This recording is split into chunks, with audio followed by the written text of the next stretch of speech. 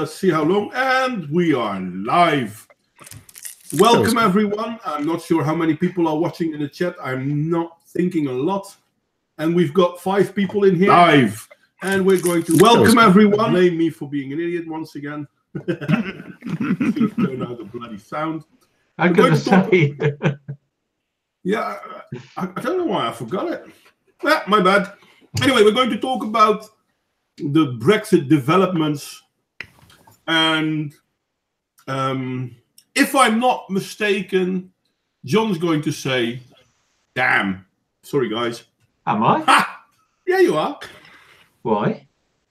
Remember how you said that the European army was absolutely not a possibility? Hey, you've watched the start of my video. Don't lie. You know I apologise for it. That's why I'm saying. I acknowledge and admit my error, but I also say, because I believe in the scientific principle, there's nothing to apologise for.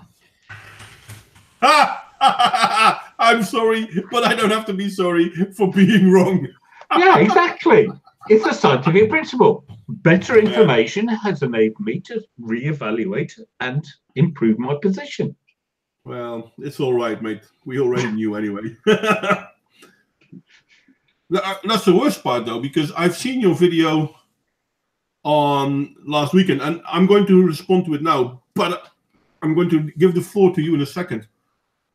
Sorry, it's okay. It's not merely because what's interesting is because you're a nice international crowd. I was there with British people, and obviously there was a British reaction. And what is interesting to me is your reaction as people looking at it from the outside, because obviously you'll have a different and maybe clearer point of view.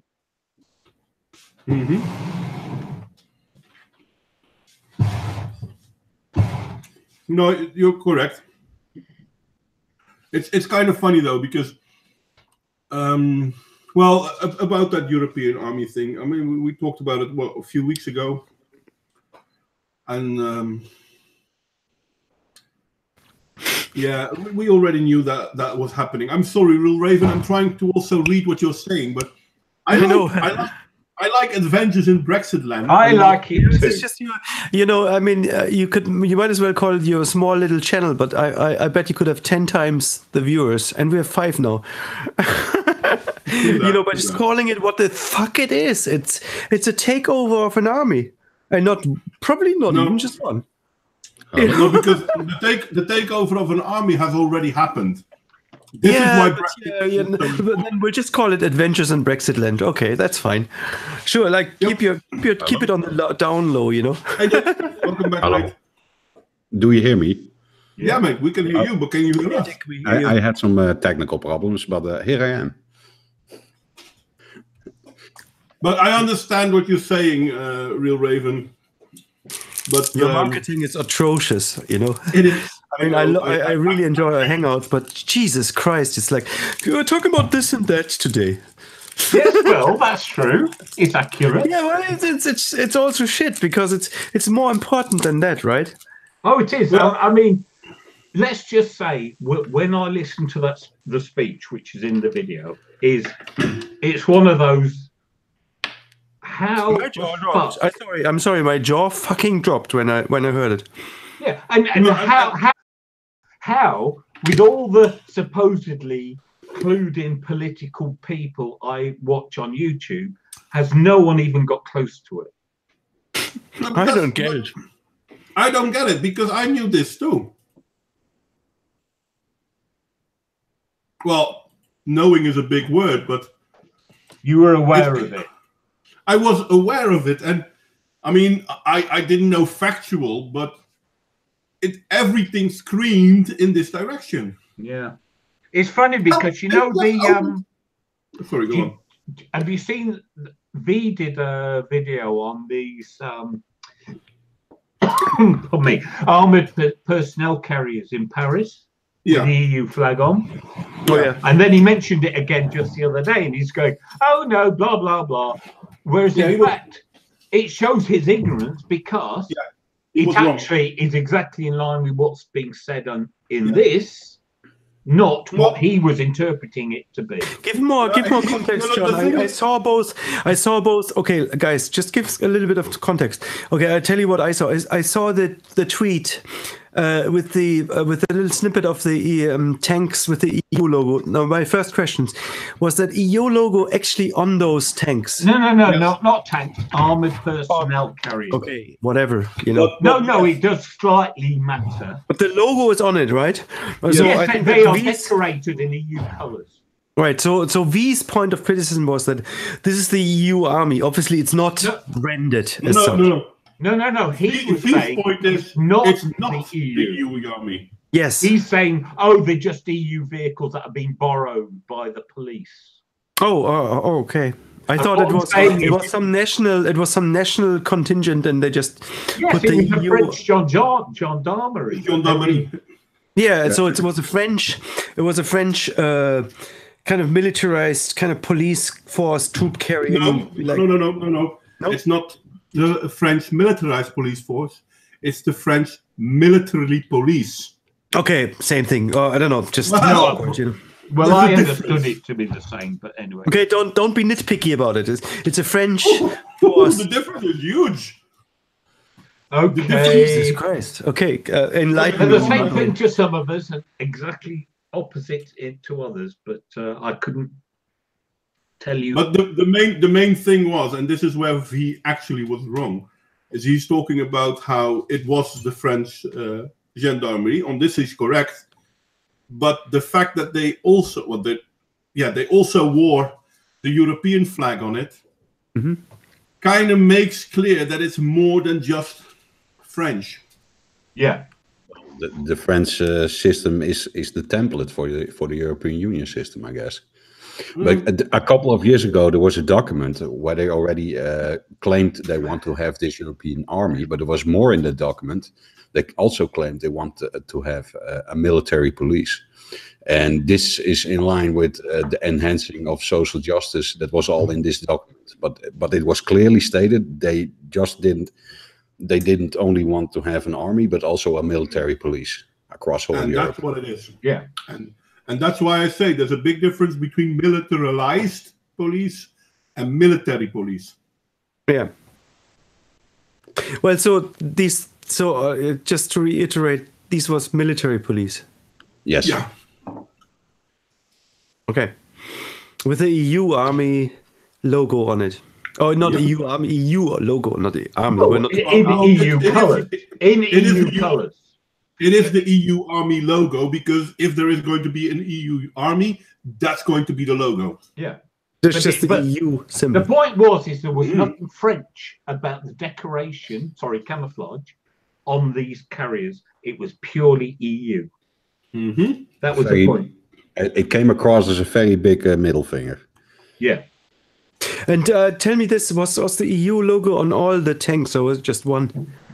They're not tanks, but it wasn't all of them. Okay, tanks, I don't know.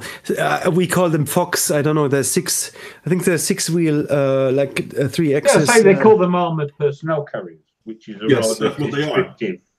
Yeah, okay, it's just very long, you know. Personal carriers, APCs, okay? Yes. An APOC. Okay, anyway, so V's criticism was that it wasn't officially the European army, and that if we call it the European army, then we discredit the whole criticism of it because we're using a term that's not officially arrived yet. I think that's what that's a problem, because what was being said in that speech is it is being used, and it is actually a reality. Yeah. Well, here's the thing, like maybe we should start sharing John's video. Yeah, sure. You want to do it, John? You want to do it yourself? I don't know. Well, I can't do it because I can do it if you like. I mean, I have a voice meter set up, so I don't have any of that stuff for sharing. Unless you want to do it, Modwain. I had it on this tab on one of my many browsers. Well, I'll just go to my history. Can I make a little addition? If you look at all these migrants that come in the last couple of years, they have a weak spot in how do we say in employment, and they have absolutely no binding with our cultures and our nation states. So these migrants are ideal to join the army. Well, it's slightly more difficult than that, because it's not even about whether the migrants are able to join the army or not.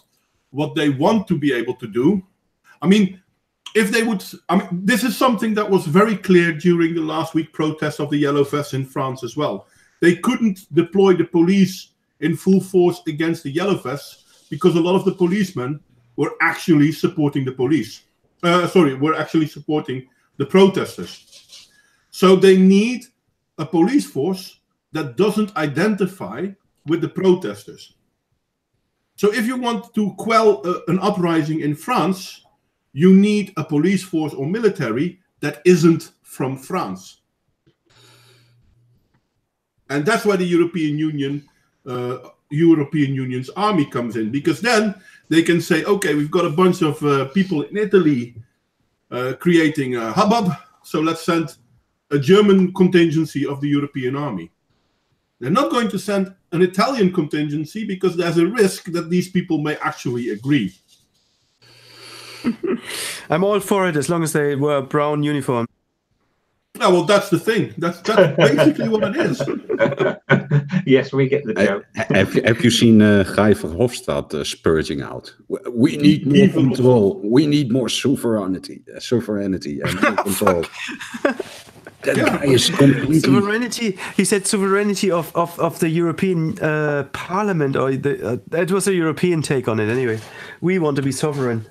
Yeah, we need the powers. You have to give it to us. You have to give it to us. And that's the scary thing about the European army. Such a wanker.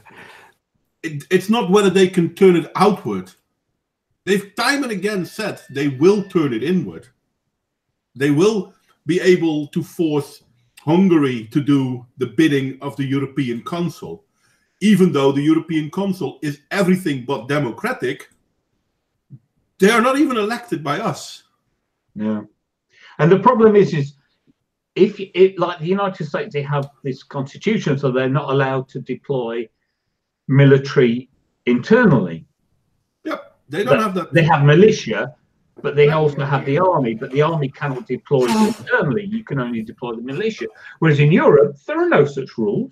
Nope, not whatsoever.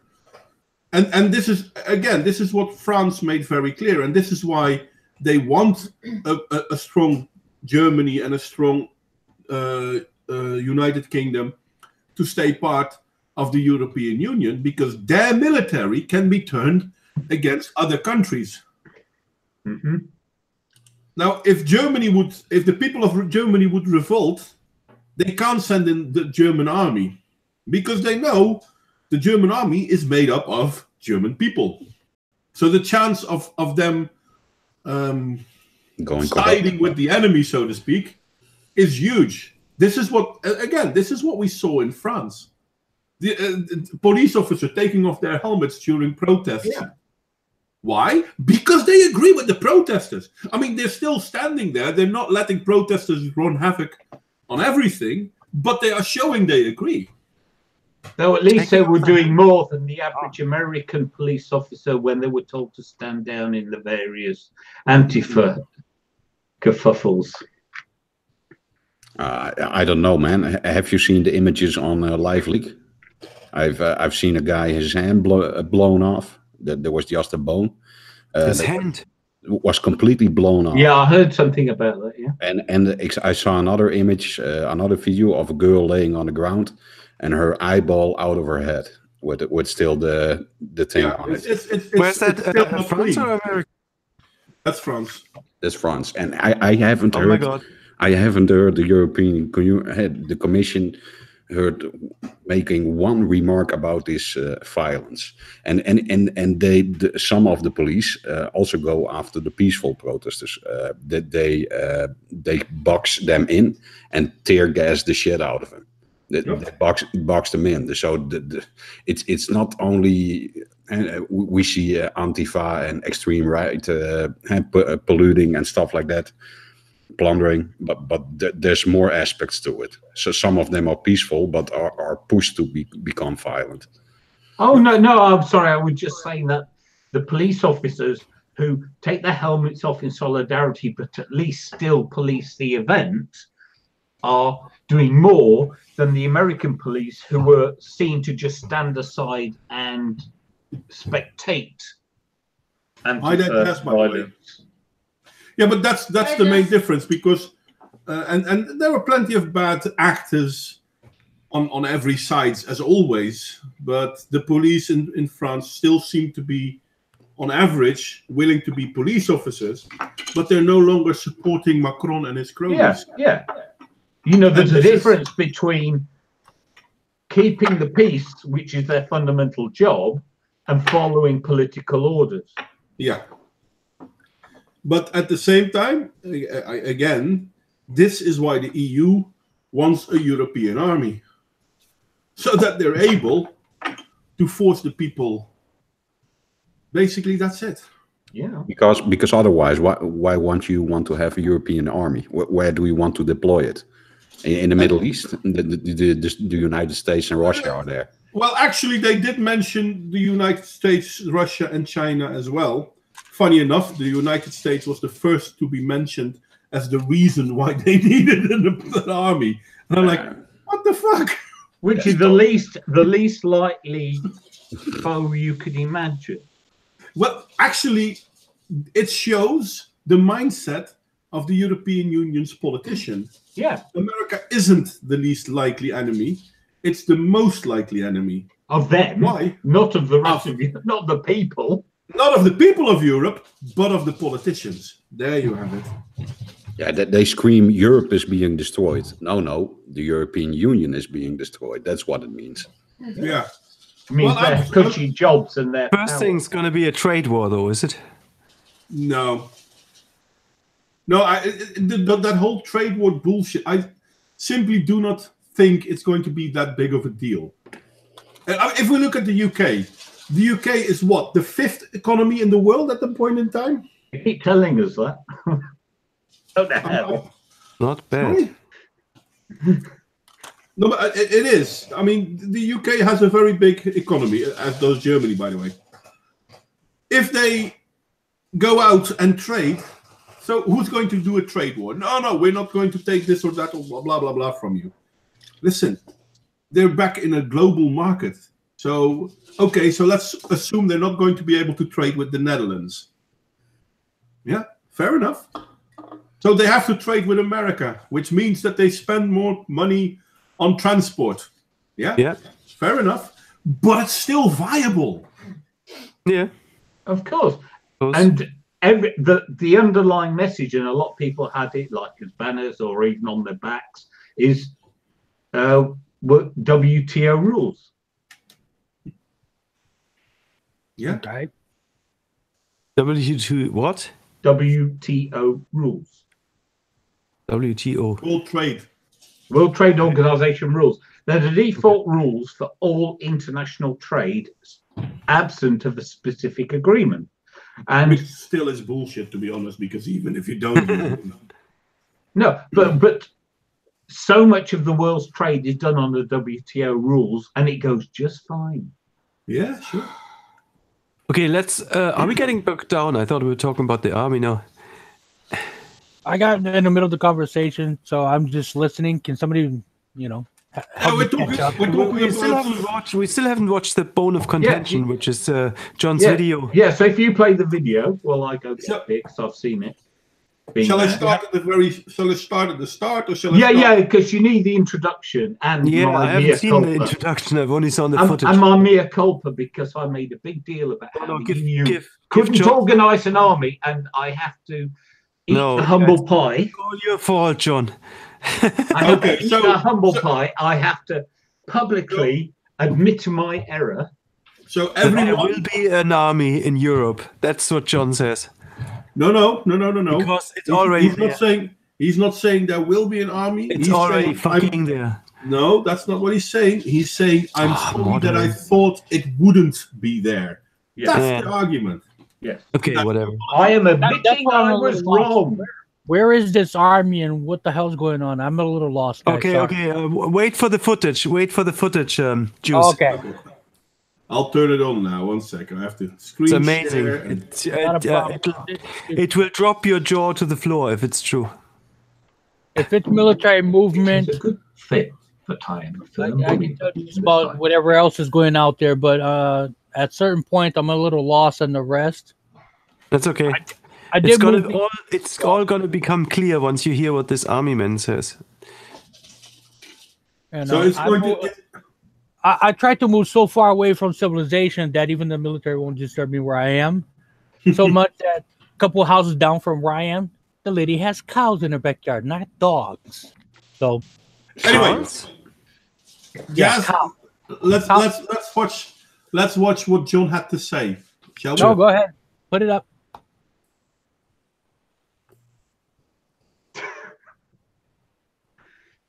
It is a good thing that I am a firm believer in the scientific principle and the notion that there is no shame in being wrong. How, if I encounter better information, I am willing to completely change my opinion and reject without regret my own views. For this video, there are 2 instances where I not only came to realise that I was wrong, but completely and utterly. The first is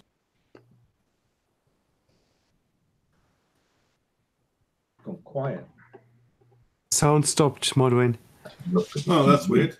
The one Sorry. ignorant of its true face, which has presented itself clearly and consistently in the subsequent process of our negotiation over leaving. There are a number of reasons for my change of position on Brexit, not least the aforementioned behaviour of the EU Commission itself.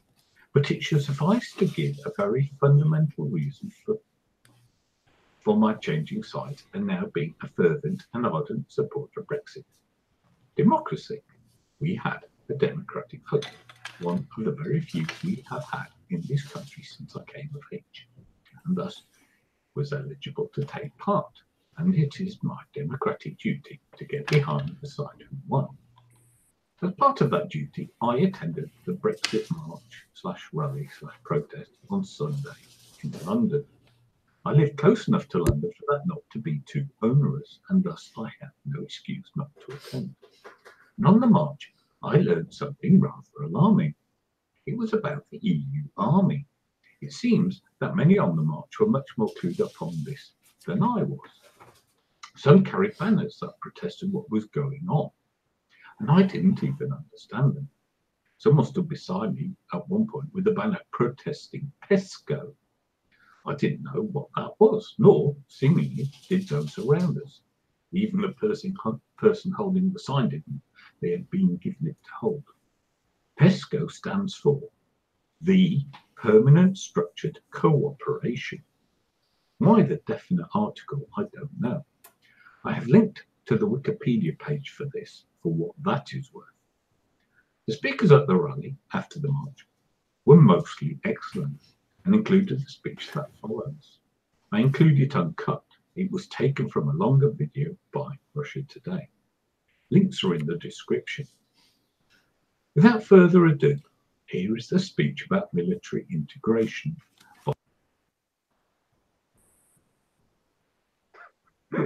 Gone quiet again. Okay. I don't know what happened there. Sorry. Don't worry, guys and girls. The army's here. It's Simon Bean.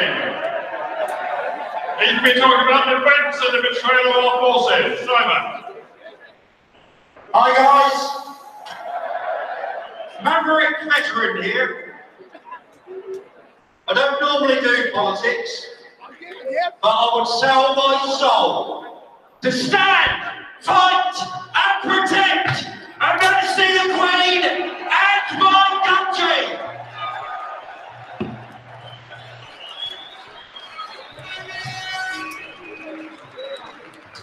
I've got just 5 minutes to inform you But military unification is being carried out under the UK government agreeing to EU defence structures. PESCO being one of the acronyms. There are many more making up the EU MOD. Military union is an absolute single point EU command and control concept and system, and it will want to take over Her Majesty's Armed Forces. The government refuses to speak out about the military union, and policy is decided away from Parliament behind closed doors. However, we know it's going on, and I would like to publicly thank Major General Julian Thompson, CB, Royal Marines, Rear Admiral Roger Lane Knott, CB, Royal Navy, Brian Garish at UK Column, and my good friend David Ellis, Director Strategic Defence Initiatives UK, for exposing the government on this subject and guarantee my support in continuing the fight against military unification. It's time to get the lid off this issue and inform the people of this country of what's being discussed behind the closed doors. European military cooperation has been talked about since 1948, 1 year before the formation of NATO. 70 years later, it's become reality. Mrs. May's government has committed us to full military union under the guise of security, and includes all the armed services. That's tri-service plus security services, including the SAS, MI5 and MI6. The union will be under a single point budget and a single point command and control. This isn't a partnership like that of NATO. It's a single point of control of everything in our inventory, from boots to nukes. It will give Eastern European landlocked countries access to our navy. It will give non-nuclear countries access to our nuclear arsenal. At present, when our armed forces are reviewed, reformed or rearmed, the MOD and its associated branches take care of the detail. However, under military union, armed forces reviews will be open to scrutiny and final word from the European command structure. If you're thinking this will never happen, let me say, it already is. Unification exists between the UK and Germany, and the UK and France. Earlier this year, 3 para were on a joint EU exercise in Sarajevo, Bosnia, Herzegovina, displaying EU insignia on their uniforms, whilst a commanding officer saluted the EU flag, whilst the European anthem Ode to Joy was being played. The EU already subcontracts to NATO, disguising the fact military union is already in play. Similarly, the government doesn't want you to know that an EU joint headquarters is located at the Royal Naval Nuclear HQ at Northwood and is staffed by up to 100 EU personnel with a direct line of communication to Brussels. This JHQ was built by the Royal Navy to full NATO nuclear specification through direct funding.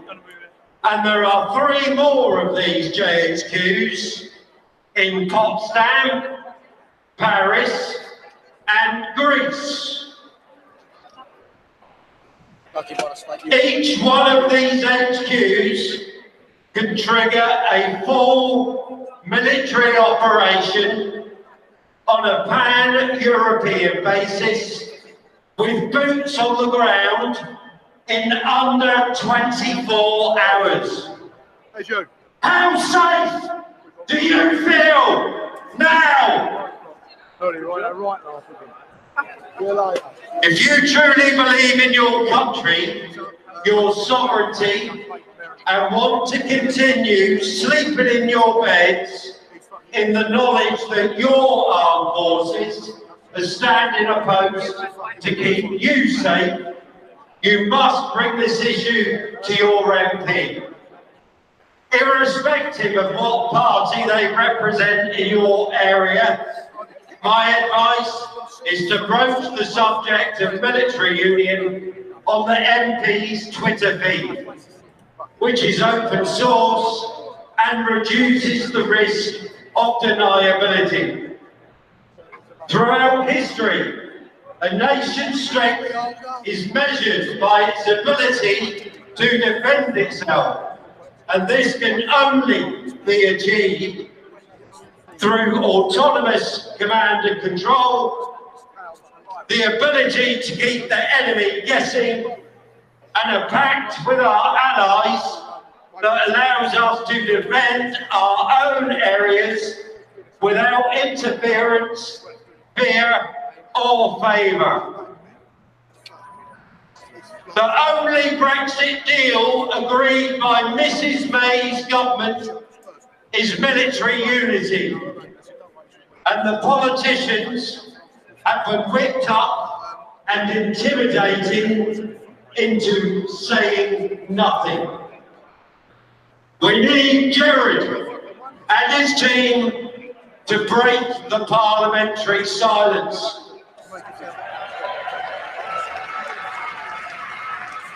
If you want your defence taxes to stay within the UK, if you want to protect British defence industry jobs for British people and prevent our defence industry being stripped down and sold off abroad, and you want the British Armed Forces to protect our islands, you must wake up and do your part to oppose military unity before our deceitful and morally corrupt government tosses us into the cauldron of full military unification.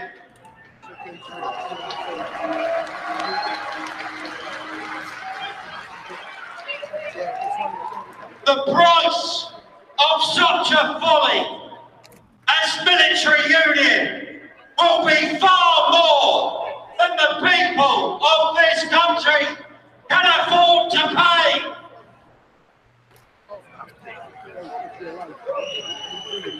Thank you. May Merry Christmas. Stay safe.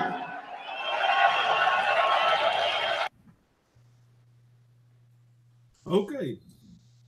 Well, Now, for some people, this is scary. For other people, this is, yeah, how do you call this?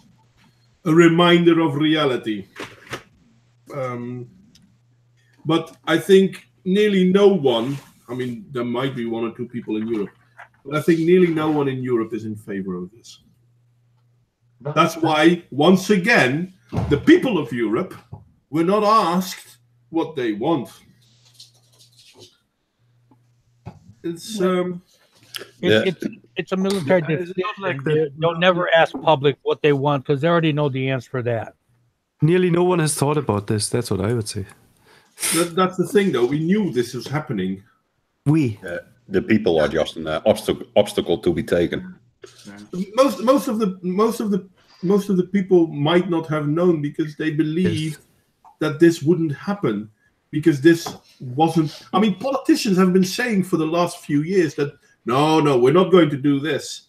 Yeah. And anyone with half a brain cell knows that the more politicians say no, we're not going to do this, it's bloody well at the front of their bloody mind. Yeah. And But most of them.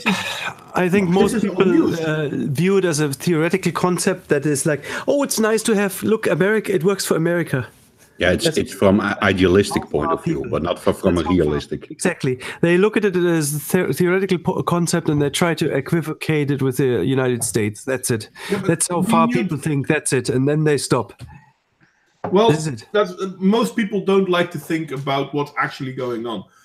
But the idea of a European army has been around since, I think, end 90s, early 2000s. Okay. As soon as they started talking about the monetary unit, they already started talking about the military, monetary, and monetary, and foreign policy unit. Yeah, but most people are simply not aware of what is happening in Brussels. Absolutely. And I never see in our news on the mainstream, I never see that they showcase a speech of Guy Verhofstadt. Because I know if the media will do that, everybody would be turned off. Everybody immediately. That's the worst part. I mean, we know nothing about our Euro politicians. Why? Because if we would, we wouldn't want to have them. No. But the idea of, as I said, a monetary unit, a military unit, and a foreign policy unit, that was the goal of the European Union. And that must mean that, well, it would become a United States of Europe. Mm-hmm. Which is, listen, if this is what they would want to do, in itself, I don't have a problem with a United States of Europe. If they would have been above board and honest about it and democratic. But we're now talking about a United States of Europe with an unelected government who does things that 80% of the European population doesn't want them to do. Yeah, and you need a constitution, as I said. You need limitations that can be legally enforced, and the problem is it's the opposite here. Well, Yeah, it seems there's nothing. Regulations, all that for the military. Sorry, I didn't mean to interrupt, Real. There are simple consequences that people have to take in action. Like the guy was mentioning, the headquarters, NATO regulations, everything else. But as I already posted, Europe has 2 of those for every country in Europe. One, you can look it up online, matter of fact, and the other one you can't. It's not public. There's always 2. They were ordered to build 2, not 1. And when you start talking about military unification, you're talking about the common military that anyone hears about it, knows about it, the regular people. Army, Navy, Special Forces, or in the case of UK, they say, MI5, MI6, but nobody's talking about the garage. The same way the United States doesn't talk about the farm. Though, aren't they? The what? National institution. Yes, but they are also making them subservient to the European Union. And Yes. in certain cases, they actually are making European Union institutions. Did I hear it well? They had some practice and they saluted to the European Union flag. That's And right. they had the European anthem, what the hell ever that is. Ode to Joy, it's Beethoven's sixth. Okay, Yeah, so I it's think some so. kind of crap nobody knows of. No, actually, it's quite popular. It's actually a pretty famous song. It's quite Yeah, well. Beethoven's. If it's Beethoven and it's Ode to Joy, then it's really German. Yeah, it has to be German, of course. Yeah, say it's Beethoven's from one big symphony. I mean, it's Let just me- that let it's me- not normally called Ode to Joy in usual circles, if you know what I mean. Let me play it for a second so that people know what we're on about. From the beginning, please. That sounded just funny.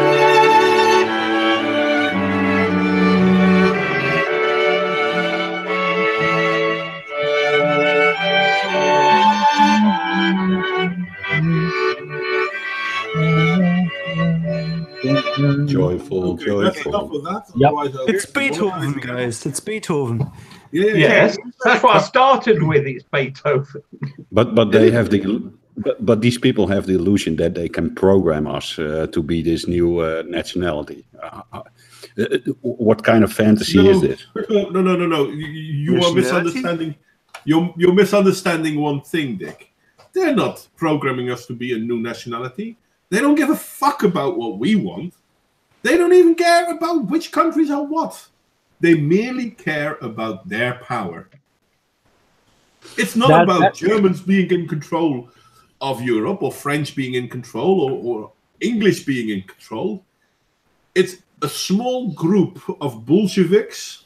I'm sorry, I'm going to brandish that term because they are a small group of political elite being in control of the continent.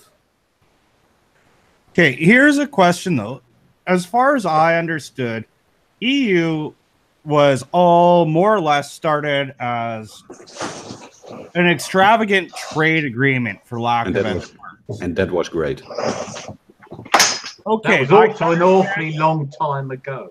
I can understand why they would have a flag, but why the hell do they have a national anthem? Like, what nation is that anthem for? They want to make all these European people talking about diversity. They want to create a turn Europe in one big European monolith. Yeah, but That's what they are doing. But I'm sorry because I mostly listen now, guys. But with all I listened, I somehow now remembered high school lesson. I think it was geography, and teacher explaining us what European Union is, why it was the idea. And I remember one of the boys, back then we were kids, asking the teacher, because it was somehow mixed with our history lesson. And I remember him saying something like, I just remember one of the history of the history lesson about one of the periods in Poland and how the government was corrupted. And he said, the question to the teacher, is it a good idea to actually have so very little politicians in the end that ultimately could have a power over a continent, such a big piece of land, how he called it, because he said when the country is deciding for themselves, there is a more chance, there is a more politicians, and therefore there is a more chance, he said, that some of them will not become corrupt. When you have very little people in power, once they become corrupt, there is no one to stop them. This is something he said, I remember. And basically teacher called him an idiot and told him that, he doesn't really understand and this and that. And I'm sorry, I just had to remember what he said. Very insightful. To basically what happened. And makes me feel weird. Maybe we need more Poles in charge. Yeah. No, that's one of the reasons why, politicians can control as much as they want to. It's just military is not 100% to the politicians, and they keep it separate to avoid this kind of crap. Yeah. Yeah. That's why you have military coups every now and again. And that's Well, that's the thing, though. Freedom needs the blood of those fighting for freedom, because eventually, if people are not willing to pay in for their freedom, in the end, it will dwindle.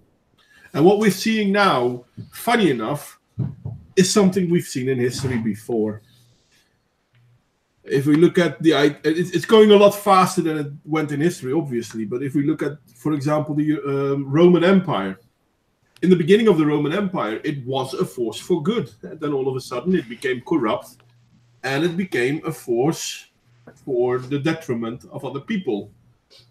And this is why eventually the Roman Empire broke into two parts, and the Western European Empire, Roman Empire got completely trashed because of the people that were part of the Roman Empire.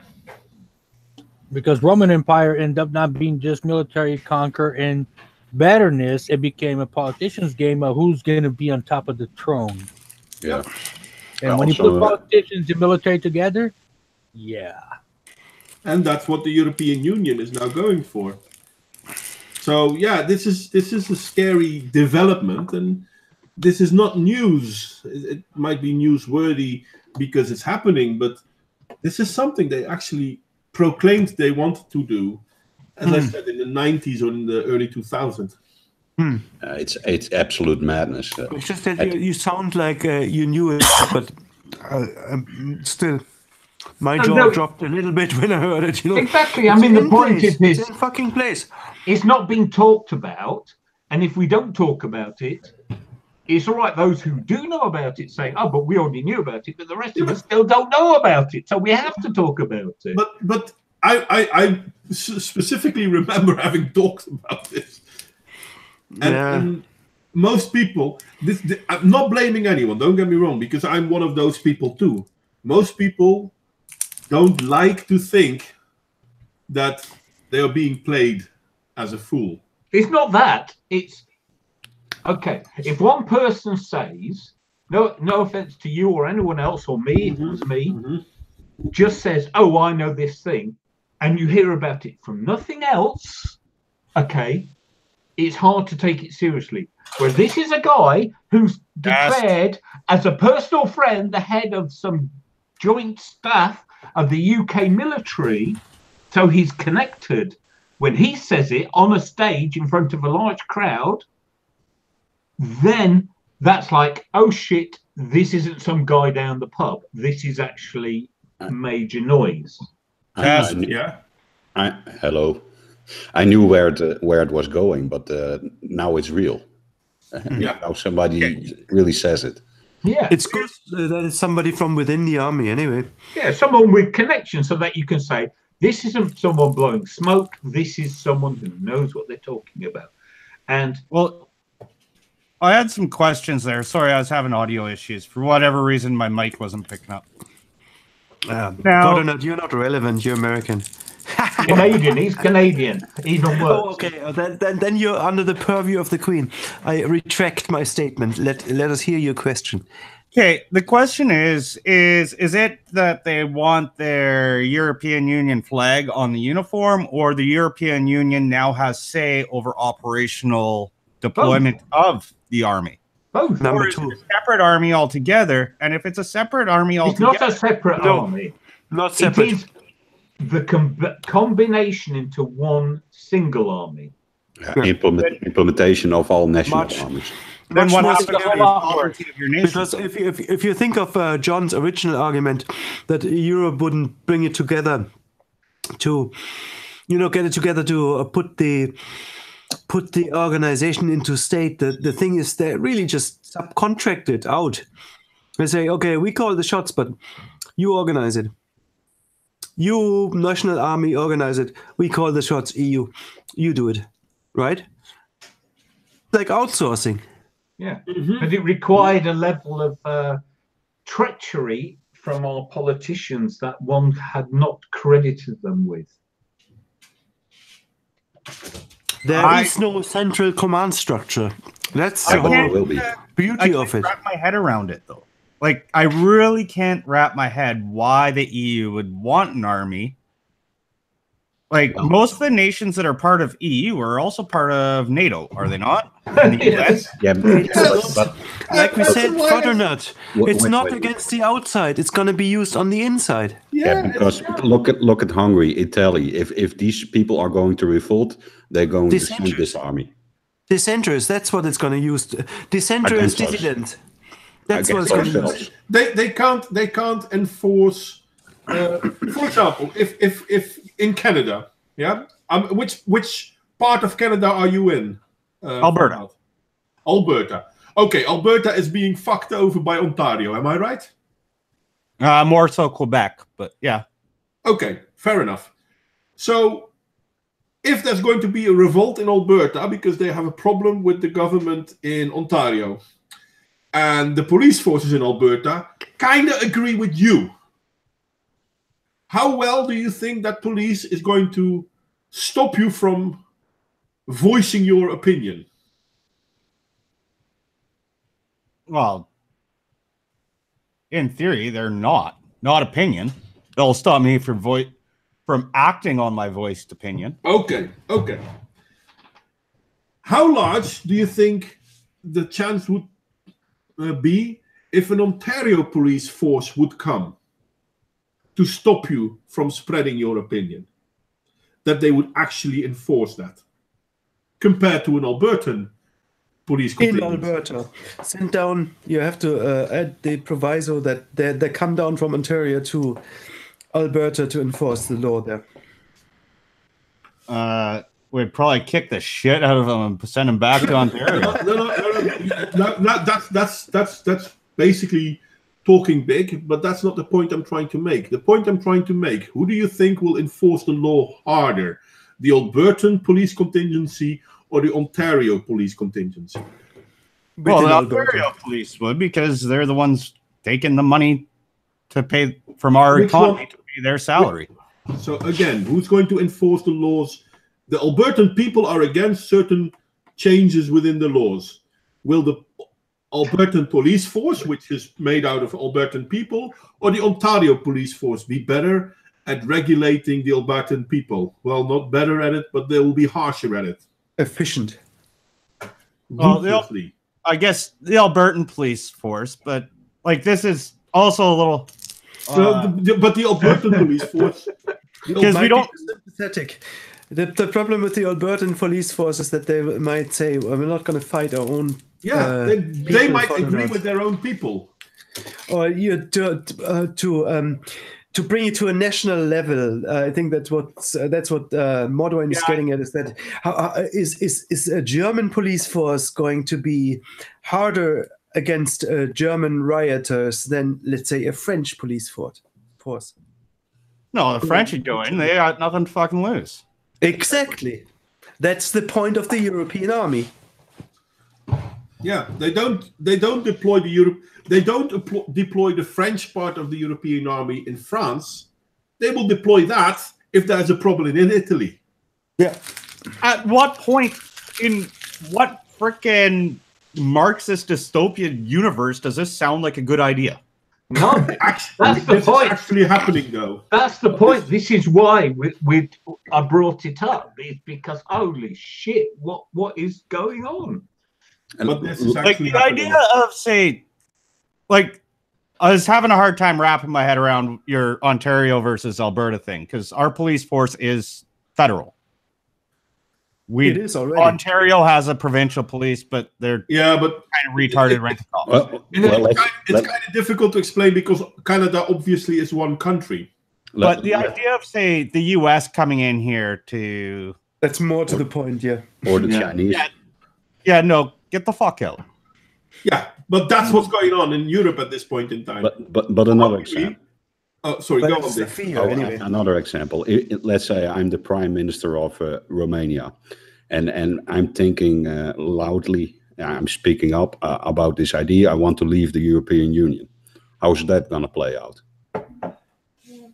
Well, we've got this with countries at the moment who are not cooperating as desired. And if they in Brussels would have the command over such an army, what are they going to do? They're going to start provoking. They're going to start practices on the borders and stuff like that, like they do with Russia. They are going to intimidate you with such an army. Yeah, and not only that, once you have that international army, so to speak, what's the point of even having borders? Well, that's what they think. That's the next step. That's what they think. No, but they've already eliminated borders because of the Schengen Agreement. And Frans Timmermans, he's from the European Commission. He literally said, "I want to destroy every monoculture." Yep. That was his exact words. Frans Timmermans. Wow. Exterminate. Yep. So we are not. I mean, the European Union was a good idea. The concept still is a good idea. But as soon as they went beyond an economic union, they wanted to be a military and migrationary foreign policy. They want to be one Europe. So whether France likes something or not isn't interesting if the European Union likes it. And the worst part is the European Union isn't any of these countries. That's why on average people are still in favor of the European Union. But if they learn what the European Union is actually doing, they are against it. Most people in Europe are, for example, against the intake of more immigrants. But the European Union keeps saying it's a good thing. It's just a terrible thing. Yeah, it just reminds me one of what Peterson said, that people saying European Union is too big, will be too big to fail, and he said no, European Union is so big it has to fail. It's too big to succeed, and it actually makes sense because, like, look, you cannot compare country like Poland and Netherlands, right? I mean, it's like one of the politicians today. I listened to one of the politicians, and I actually don't agree with him on a lot of things because he's kind of crazy. But he said that someone said to him that the European Union wanted to pay Poland, let's say 100 million euros, let's say, to build some kind of a museum in Poland, blah, blah, blah, blah, blah, blah. That was less, just for easy talking. And it didn't go through. And some other politician approached him and said, yeah, it's just like we lost all this money. And he said, no, we didn't lose all this money, because once you build it, you also have to sustain it in the coming years, which we're not going to get funded. So it has to go from our budget, which we cannot afford. And so actually we saved money by not doing that. And this is also what the thing is, there is too much also of the economic difference between the countries to actually even try to make it, one military unit with the same policies for, foreign politics and so on and so on. It's just, too much of a difference. Mm-hmm. Well, the thing too is, like, Croatia and Romania are part of the European Union. I don't see Croatia and Romania having the same, how would you describe that? Rights. Moral backgrounding?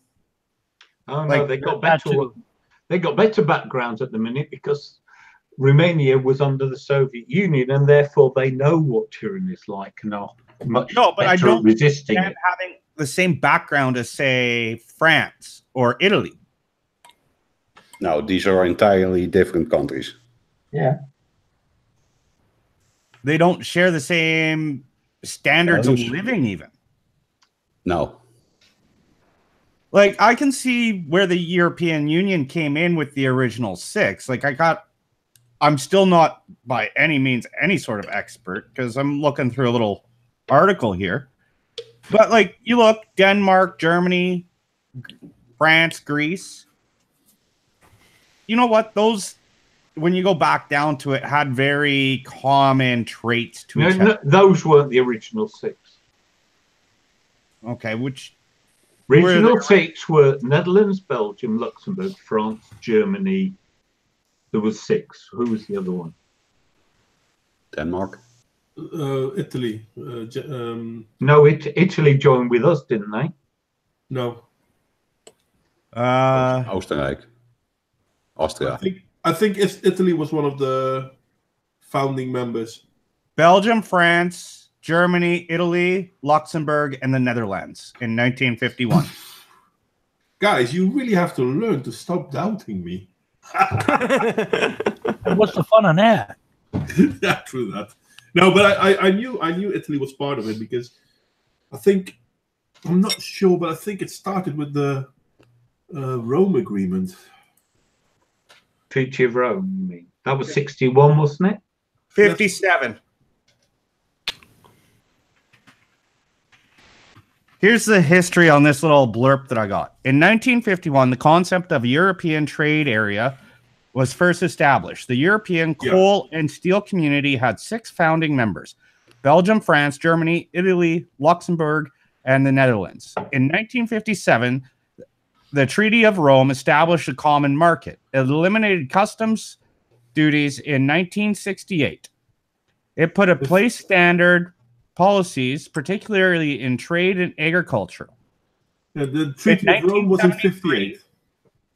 In 1973, ECSC added Denmark, Ireland, and the United Kingdom. It created its first parliament in 1979. Greece joined in 1981, followed by Spain and Portugal in 1986. Yeah, and we should have stopped at Greece, to be honest. Before Greece, you mean? No, before Greece. We shouldn't have allowed Greece in. Because by doing that, the European Union went from a trading union to a colonizer, basically. Well, not colonizer, imperializer. It was for geographical purposes. Yeah. They went to make Turkey. The European Union... basically, it was the beginning of the imperialization of Europe. It's also a port. How do you call it? A port to the other side of the sea, to Turkey. Well, yeah. To Africa. Yeah, but you got Italy, so... We already had Italy. Italy is already had Italy, but people like Greece were better access. Yeah, but you can have more and more and more. Of course, but that's a fundamental problem, isn't it? Because you had a supranational entity, and it's no wonder that they would permanently resent national resistance, because everything was just too hard. And so what would they want? They would want to take the control themselves and to grow and to feed themselves and to grow and to feed themselves to grow. Yeah. And then we end up with them, we'll have a bank, we'll have a army, we'll have a nation, we'll have a... Well, the bank thing is basically what's already at the beginning of it. That's what I'm saying. That's why I said it first. It's like, but... No, but the bank was already in it when it was just the European Trade Commission thingy, not Trade Commission, the ECSC. So we're talking about the late 50s. There was already a bank consortium in it. Yeah, but it wasn't a financial union until the euro. True that. That's what I mean. It's like, Okay. But even in this, at this point in time, it was still mostly trade-based. And there was the idea of freedom of goods going through the European Union. It wasn't even freedom of people at that point in time. I know this because, well, I've got 2 nationalities. My brother chose to only keep one of his 2 nationalities. He's still Italian, but he's not Dutch. But if he wanted to live in the Netherlands, he had to apply for a permit as a foreigner living in this country. Where is he from? Well, he's born in the Netherlands as well, but he chose to give up his Dutch nationality, whilst I still have both. And because he gave up his Dutch nationality, even though he has lived his life in the Netherlands, he had to have a green card, which he would get. Don't get me wrong; it's not the end of the world, but it's an administrative thing that had to be repeated time and again because it's one. he wasn't Dutch. It's an extra step and process that shouldn't have to be there, but it is now. Yeah, well, I mean, I don't mind the open border thingy and free movement of people, but it wasn't part of the European Union at that time. Well, there wasn't a European Union; it was a European Economic Trade Bloc. I think that's the best word for it. Funny enough, that was a boost to Europe.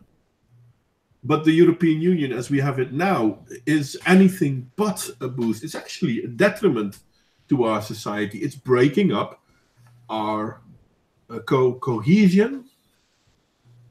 We had more in common with each other before the European Union than we have now. Yeah, I think the problem is societies flourish when they're free, and the European Union is not an agency of freedom. Yeah, which is bizarre, really. And then seeing the force of trying to get a European army, the UN trying to push the idea that migration should be protected. Yeah, okay. Yeah. So what happens if all of us decide to go to South Africa? You think we're going to be welcomed? You think we're going to get money to build a life for ourselves, a community for ourselves? No. But Europe, the Western world, no. We have to be the righteous, the do-gooders, We are guilty. There's a lot of that guilt. Well, I'm not guilty on anything. No, but we aren't indoctrinated with the SJW mentality who say, oh, everything we have is because of colonial exploitation. Absolute bollocks, because the working class of Britain who built the British wealth were equally exploited without any help from anyone anywhere else. Well, even if our countries became super rich because of slavery and whatnot, every European country in the West, well, actually every Western world country was bankrupt after the Second World War. So I'm sorry, maybe they got rich, but they didn't get rich. Yes, they didn't. The current wealth isn't from that, yes. Hell no. Because every Western country was bankrupt. Hell, even America was bankrupt and they still loaned us money to build ourselves up. Which is one of the reasons I don't understand banking, I guess. I mean, how can you be 20 trillion in debt as a country? It's beyond reality. Well, I was watching something and someone was talking about France. Was it V? And he was saying, oh, they could just print more money. Yeah, welcome to the world of inflation. No. But my first question was, as part of the euro, how could France get away with printing more money? Yeah, it can't. So I didn't think that was even possible. Okay. Well, it's possible, but it's not allowed.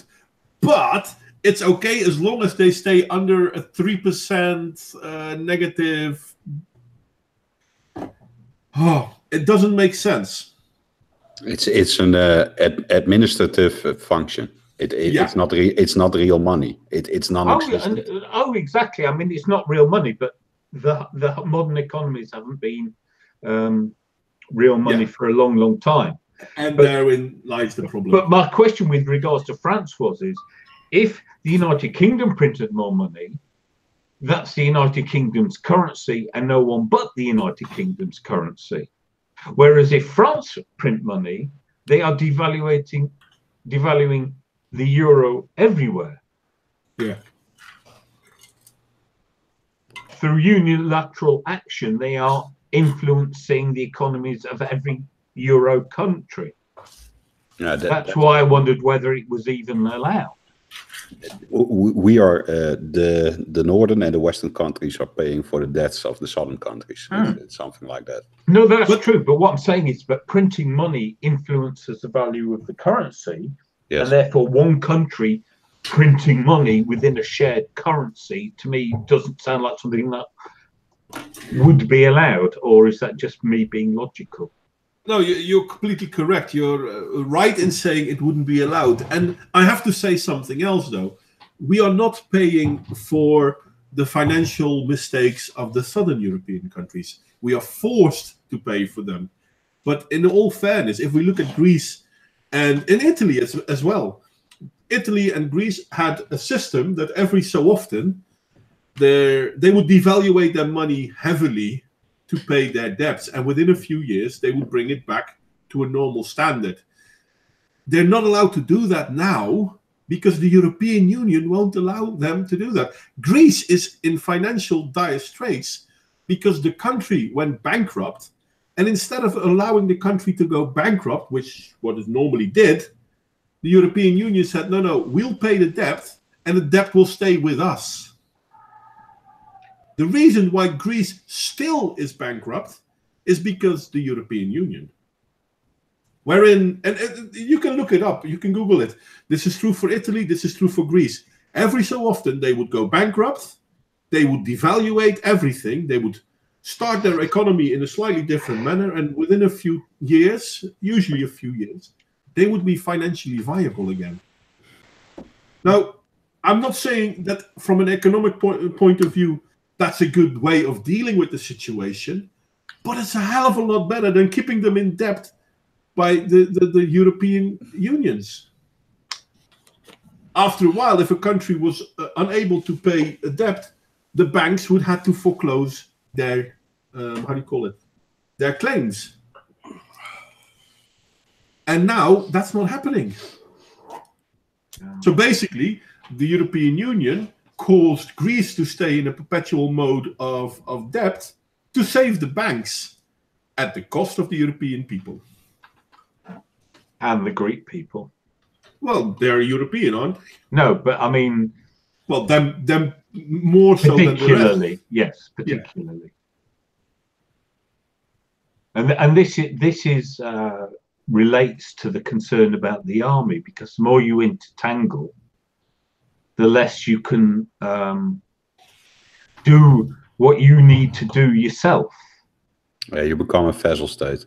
I mean, we've seen it in Britain itself, because there are regions in Britain which can never do anything to get out of the massive disparity with the southeast of England and its global role. The problem is if you're an impoverished ex-industrial area elsewhere in the country, the fact that London's wealthy and has a global role is not just of no interest to you, but is a detriment. And then you take that and you multiply it by making bigger and bigger units until you get Europe wide. And then what you need to do for this little region here, nothing. You can do nothing, because what's happening 1,000 miles away in another economy is tying what you're able to do. You also have to take in account they have a different kind of mindset, a different kind of working ethic. Yeah, but so, I mean, the thing is it doesn't matter if, as I say, it's not even that. It's if you've got your rundown region which cannot attract inward investment because of this giant magnet that is an affluent area nearby, you know, it's like, what can you do as a policy for that depressed region? Nothing, because you haven't got any flexibility or control over what you can do because you're operating on the multinational level now. As I say, it's not about culture or whatever. It's just literally, if you want to conduct policies to look after your economy, you need control over your policies.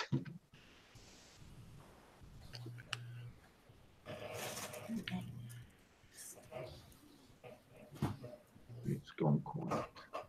It's gone quiet, yeah, but I agree with what you said. And I think therein lies our biggest problem. I mean, our societies are kept in the dark on what the European Union is forcing down our throats. And most people don't even want to hear it. They don't even want to know it. No, because they see it as a point of view of, well, if it has no saying on what I'm doing, why should I care? The problem is that it's not that it has no influence on no effect on what they're doing, because it has massive effects.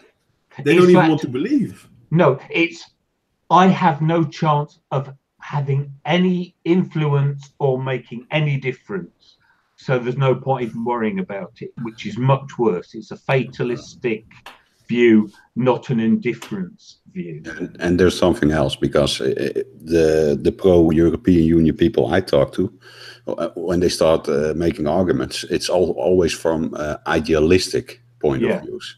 And I'll be honest, well, that would be great. One Europe, we work together, we never have any war. That sounds great on paper. Just like communism sounds great on paper, but it's absolute shit in practice. Exactly. It is absolute shit. People haven't noticed that in the last 2,000 years that one mind is not the same as all the other ones. But they have, and this is the problem. It's this union will dictate what some countries can and cannot do, regardless of what they want to do. Well, it already is.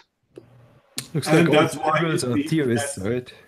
Yeah, it's already doing that somewhat, but there are more European Union countries speaking out against it. Poland, Hungary, Austria. So now they really need an army, because they need to be able to keep people in line. Well, that's one positive thing. What I'm seeing worse. The one positive thing I'm seeing is that they're in panic mode, and that can only explain one thing. They already see the ship is sinking. Oh, I don't think they're in panic mode yet. Well, they're approaching it. They're getting hysterical.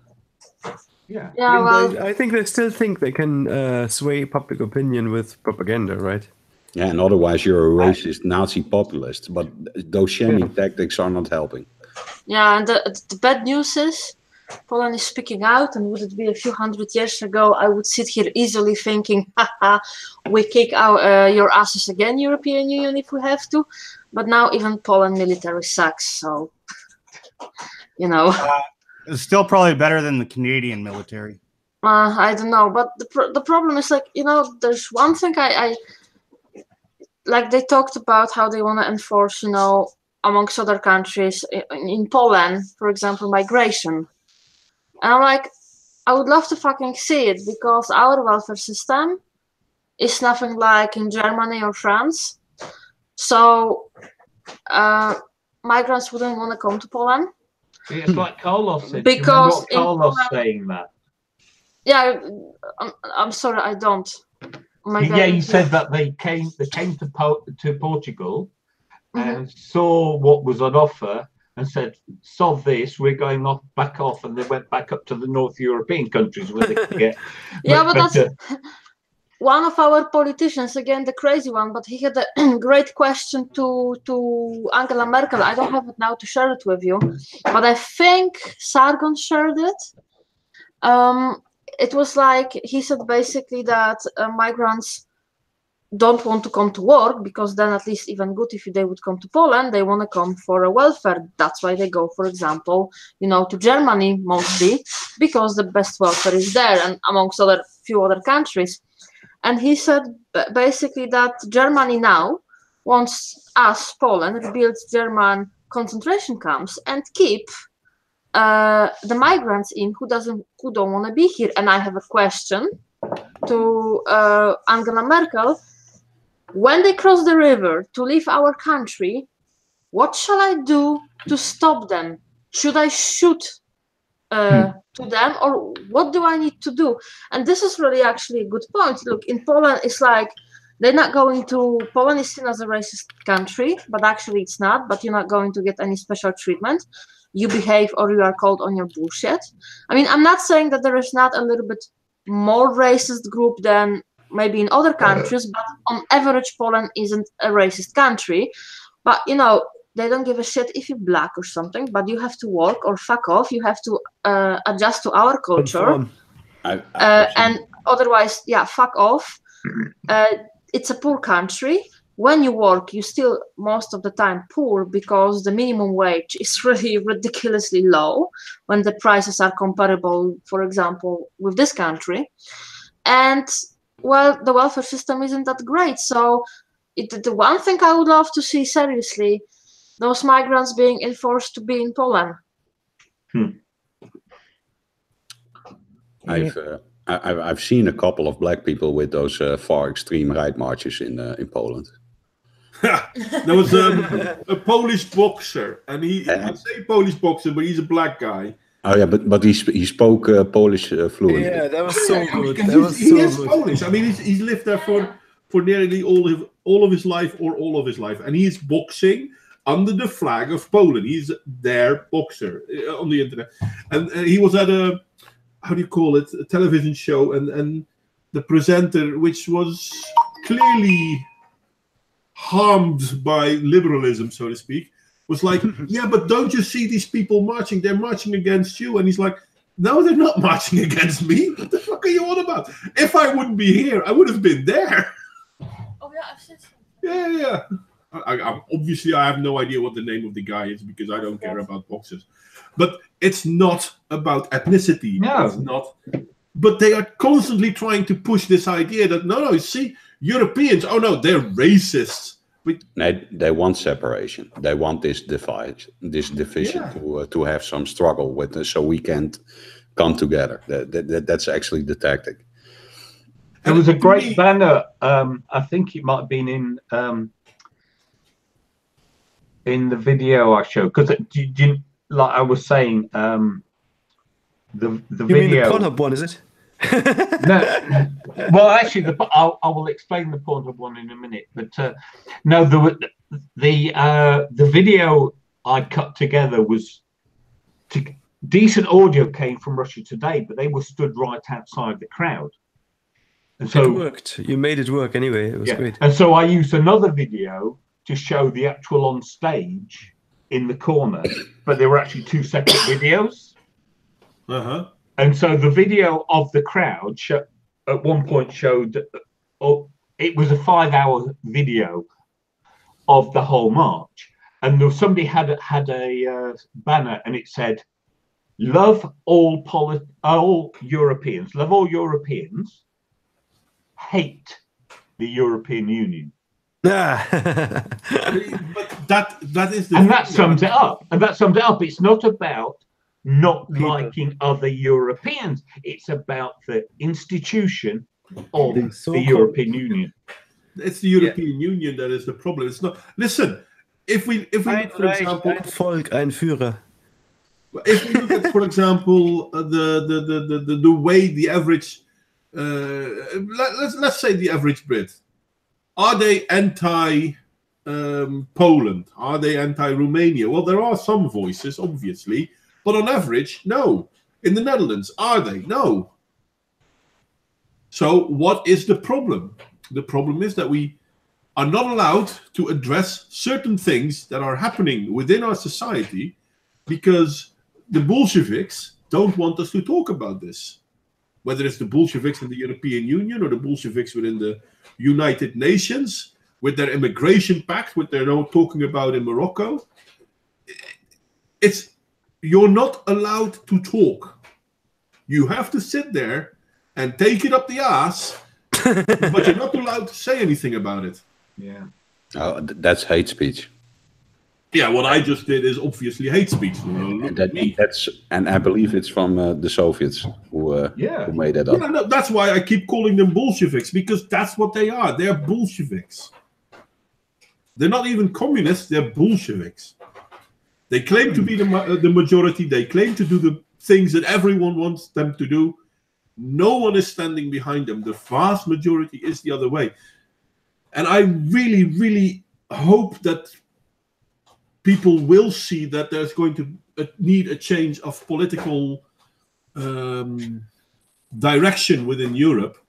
We need a change of political. You cannot have that without a bit of nationalism anyway, I think. True that.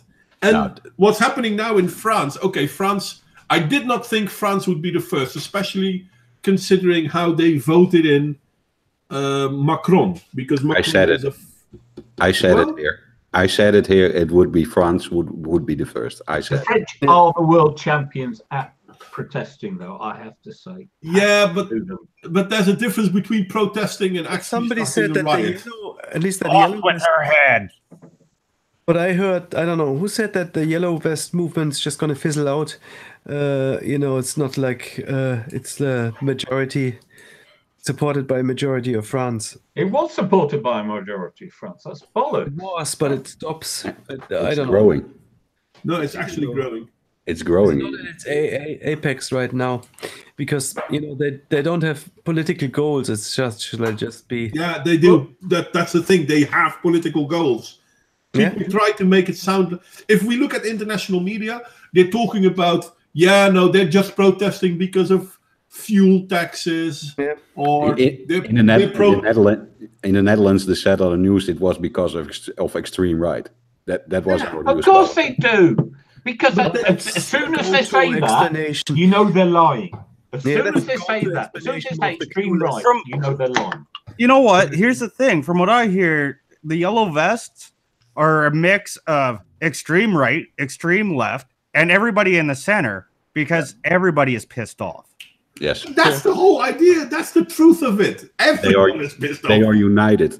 It's not a mixture of the extreme left, extreme right, and everyone else. It's everyone else with a little bit of extreme left and a little bit of extreme right, because the extreme left and the extreme right are little.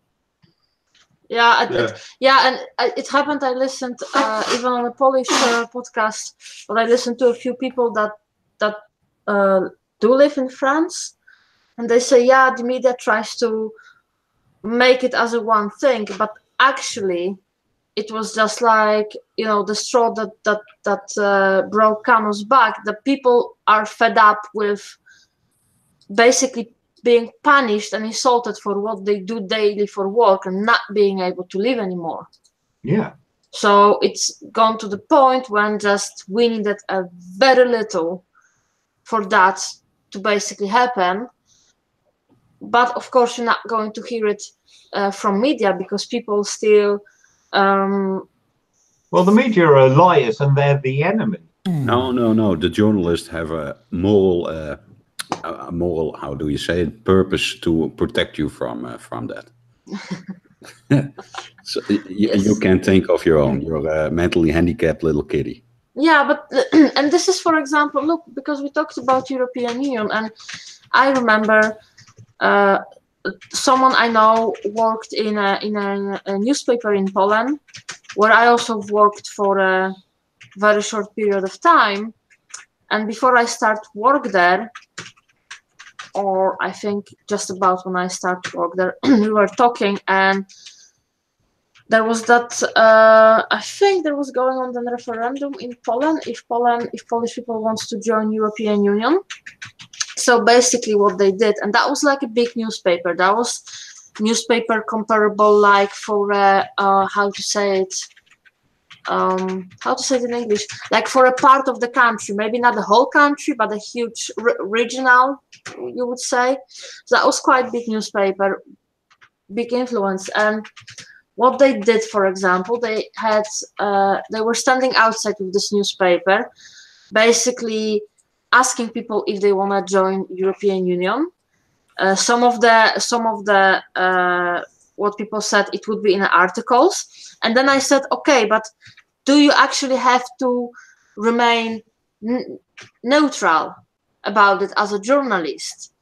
And she said to me, well, yes, you have to, or you can, for example, but you can be pro-European Union as well.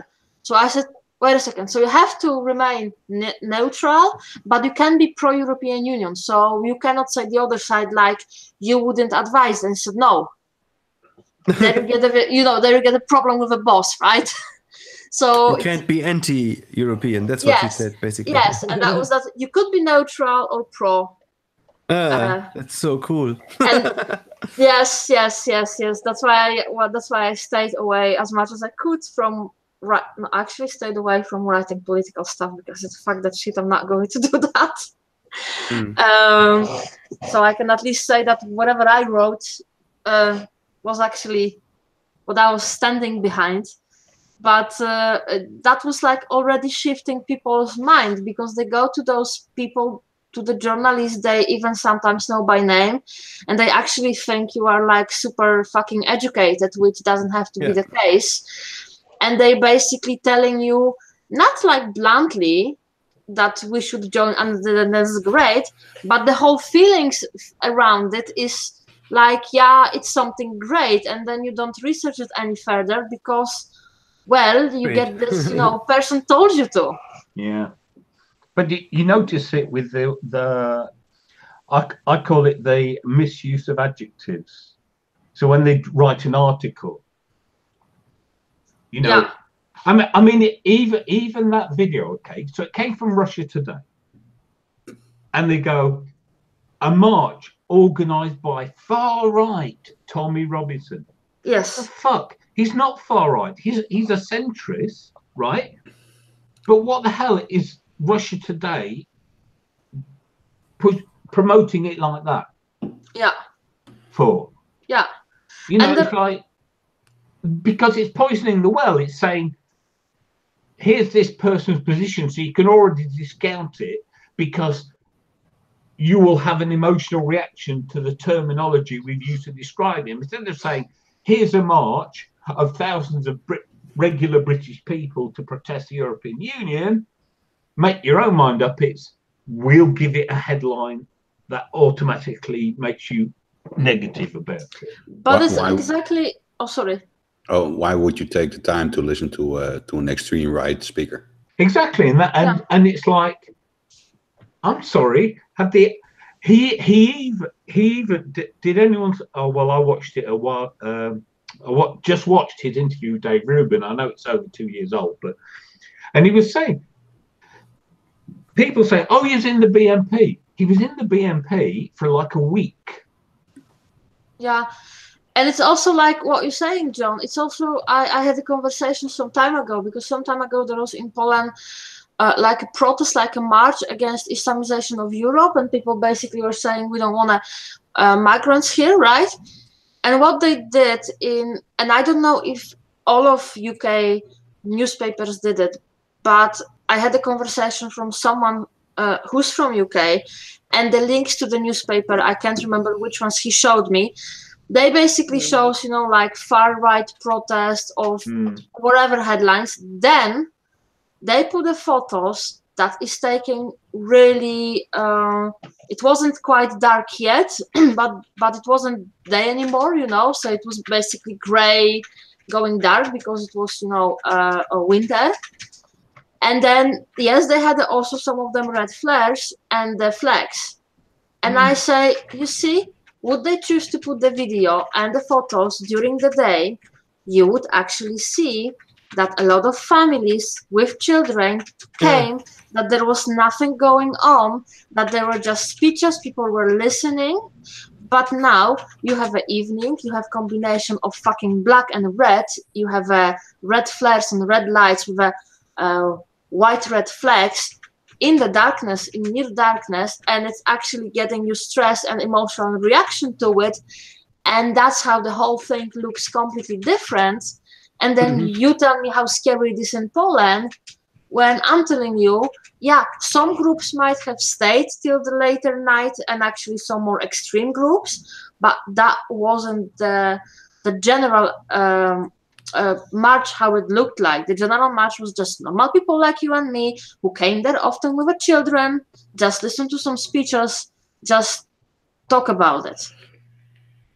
And that's it. But you know the saying, you can fool all the people some of the time, and some of the people all of the time, but you cannot fool all the people all the time. And that's something very true, because this smoke curtain that has been lifted up by the mainstream, by the legacy media, like Styx calls it. It's clearing up, and I see more and more people rejecting the news on television. And in my daily life, I feel it. But the thing is, and I agree with you, but at the same time, the question is, do we have enough time for the majority of people to realize what's going on? It's a very slow system, this democratic system. It's really slow. No, the question is not only if the system is slow, but there's a reason why the European Union is pushing for its army. Yeah, because it can get there faster than the democratic process. And suddenly, the army is one thing, but it's not enough. It's not the first line of defense. The first line of defense are censorship laws, controlling the internet. That's the first thing. Control the thoughts first before you control people, because they'll just say, "Oh, if there's some like physical force against that, then we'll see there's a problem." But if we're forbidden to think and talk about it first, And the problem is. And the problem is also that we are teaching for a long time already our youth not to research. When I hear, for example, and that also I found out by accident, and I don't know in how many schools is going on this kind of a practice, colleges, but well, one too many. Like they say, yeah, you told me not to use Google, but if I need to write a paper on something, I have to use Google, otherwise my teacher will not accept it. And that's going on in UK. And if it's going on in UK, well, it's fairly to assume that it's going on in other countries. We teach our youth not to research. I mean, actually, I'm pretty sure that the person I was speaking with about all these articles I just mentioned, when I said, look at this link, and I post the link, he did not reply. And I actually think he did not even check. And what sadly is, I spoke last few years to the people who are actually, they finished, they have certain education, they are shaping the future, they are working in a schools, in a youth centers. Some of them don't speak to me anymore, and they will refuse to research things, and they will say things like, yeah, I can see your point, but I still don't believe that this was going on, or this is the reason, or I still don't believe. That's what and the change is very difficult to come, because now a lot of young people who could stand up, they don't know history and they don't know what's really going on, and they don't want to actually research it because they don't have the time for it. And they are really naive simply because they're fucking 20. And they had just young people. No, it's not. But in youth our strength, so to speak, because who is to stand up really? Not the 80-year-old ones. Let's be fair about this. But they have time to research. The young ones don't. Yeah. You know what's even more scary? That a Google algorithm is tinkered with. Yeah. So and they can blind some kind of information. If you go to Google and then to pictures and you look for American inventors, you see all black people. That's really strange. Well, worse. So, somebody shows some research on slavery, and it was lies. Google research showed lies. So you don't even have to go to all the library books. You just can do it digitally. You can change, transform text like blink in the blink of an eye, Yes. and nobody notices. And this is, for example, look now. There is, all the great books, which are like you can buy it to read it, online, right? To have it. Mhm. You don't buy the books on paper. And I'm really sorry. What makes you think, and for how long they will be there? Or in a form, in its original form? What makes you think they're not going to erase or be changed? Yeah, but the social justice warriors are already deleting poems and books that they are not in line with their ideology. So this is already happening. Yeah. Fahrenheit The 464. biggest problem with them. Oh, it's 1984. Fahrenheit. That's what I'm thinking of. No, it's 1984 where they actually rewrote the text in accordance All right. with the current political view. Yeah, and in Fahrenheit they only burnt it. Yeah. But in 84, they were literally rewriting history perpetually to reflect. John Hurt was in that movie, right? 1984 is Google, and Fahrenheit is basically the regressive left banning people off campuses. You just like kind of making it go away by kind of locking it out, with force. That's basically Fahrenheit. We see both. I think that the 1984 is done by the high tech, and the Fahrenheit is done by the by the mob. No, because social justice types have infiltrated all the humanities, including history, and they are rewriting history. Yes. It's just, I think that it's just the long arm of the mob still, to me.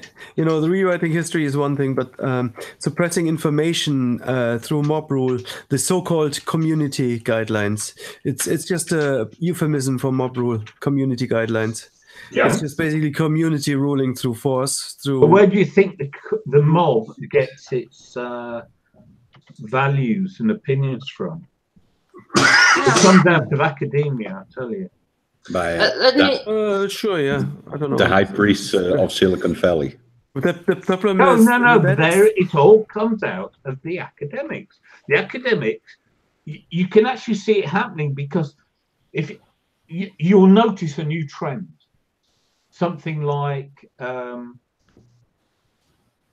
the TERF transsexual thing, and it just blows up around the world really, really fast. Becomes fashion.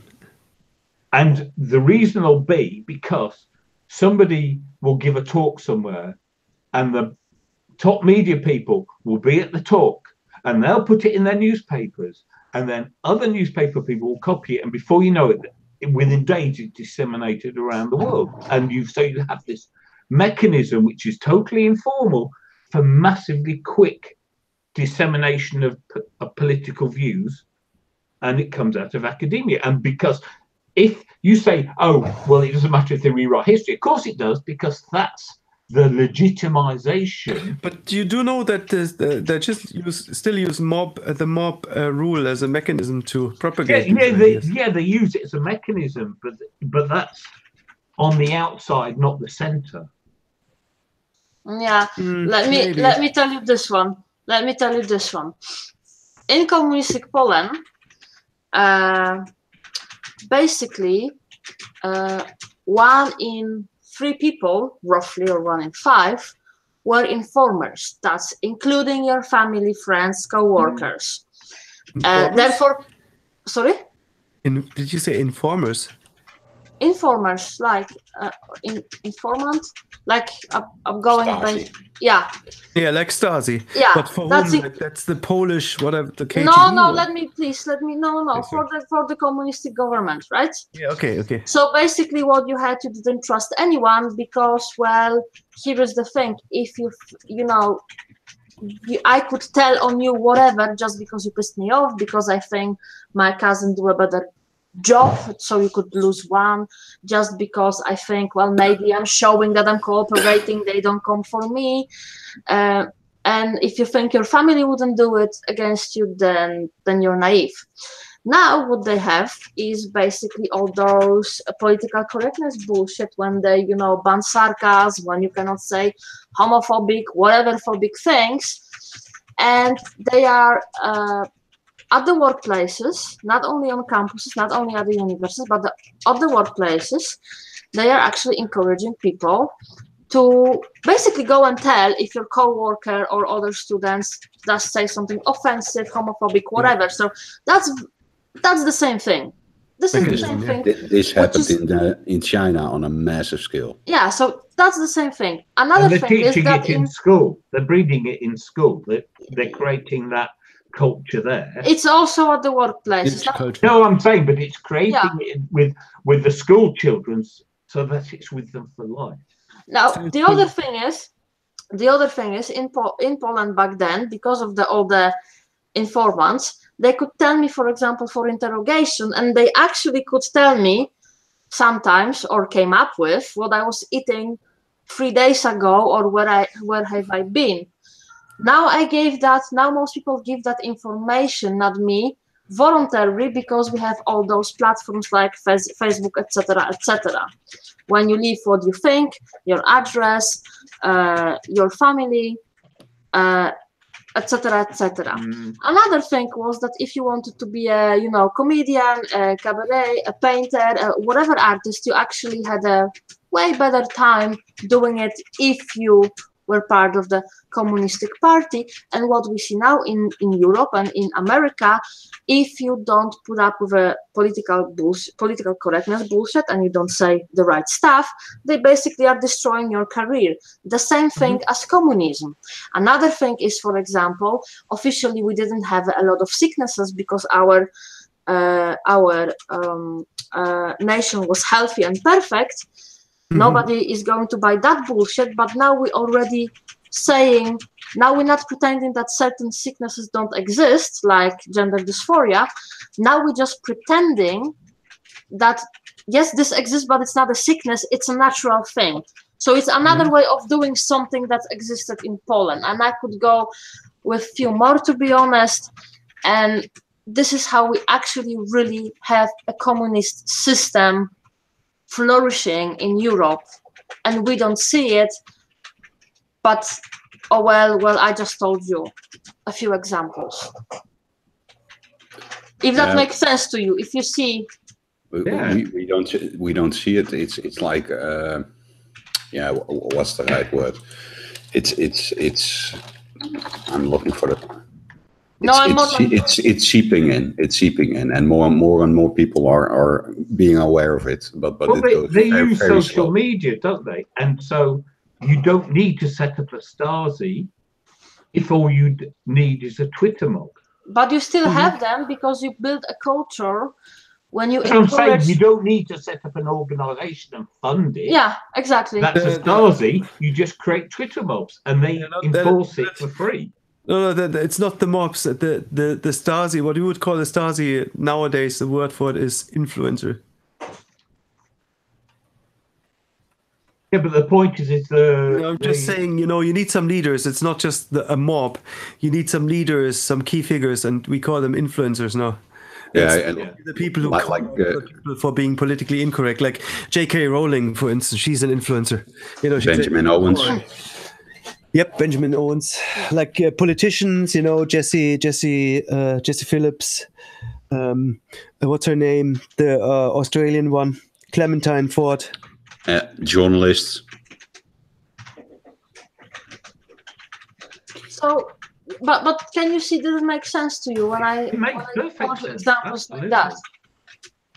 And people like what you said with the other stream we had, John, that when the sarcasm, when they want to ban sarcasm on campuses, people should be actually use it, protest it, and use as much. They should, but I do doubt that they actually see the problem with banning sarcasm.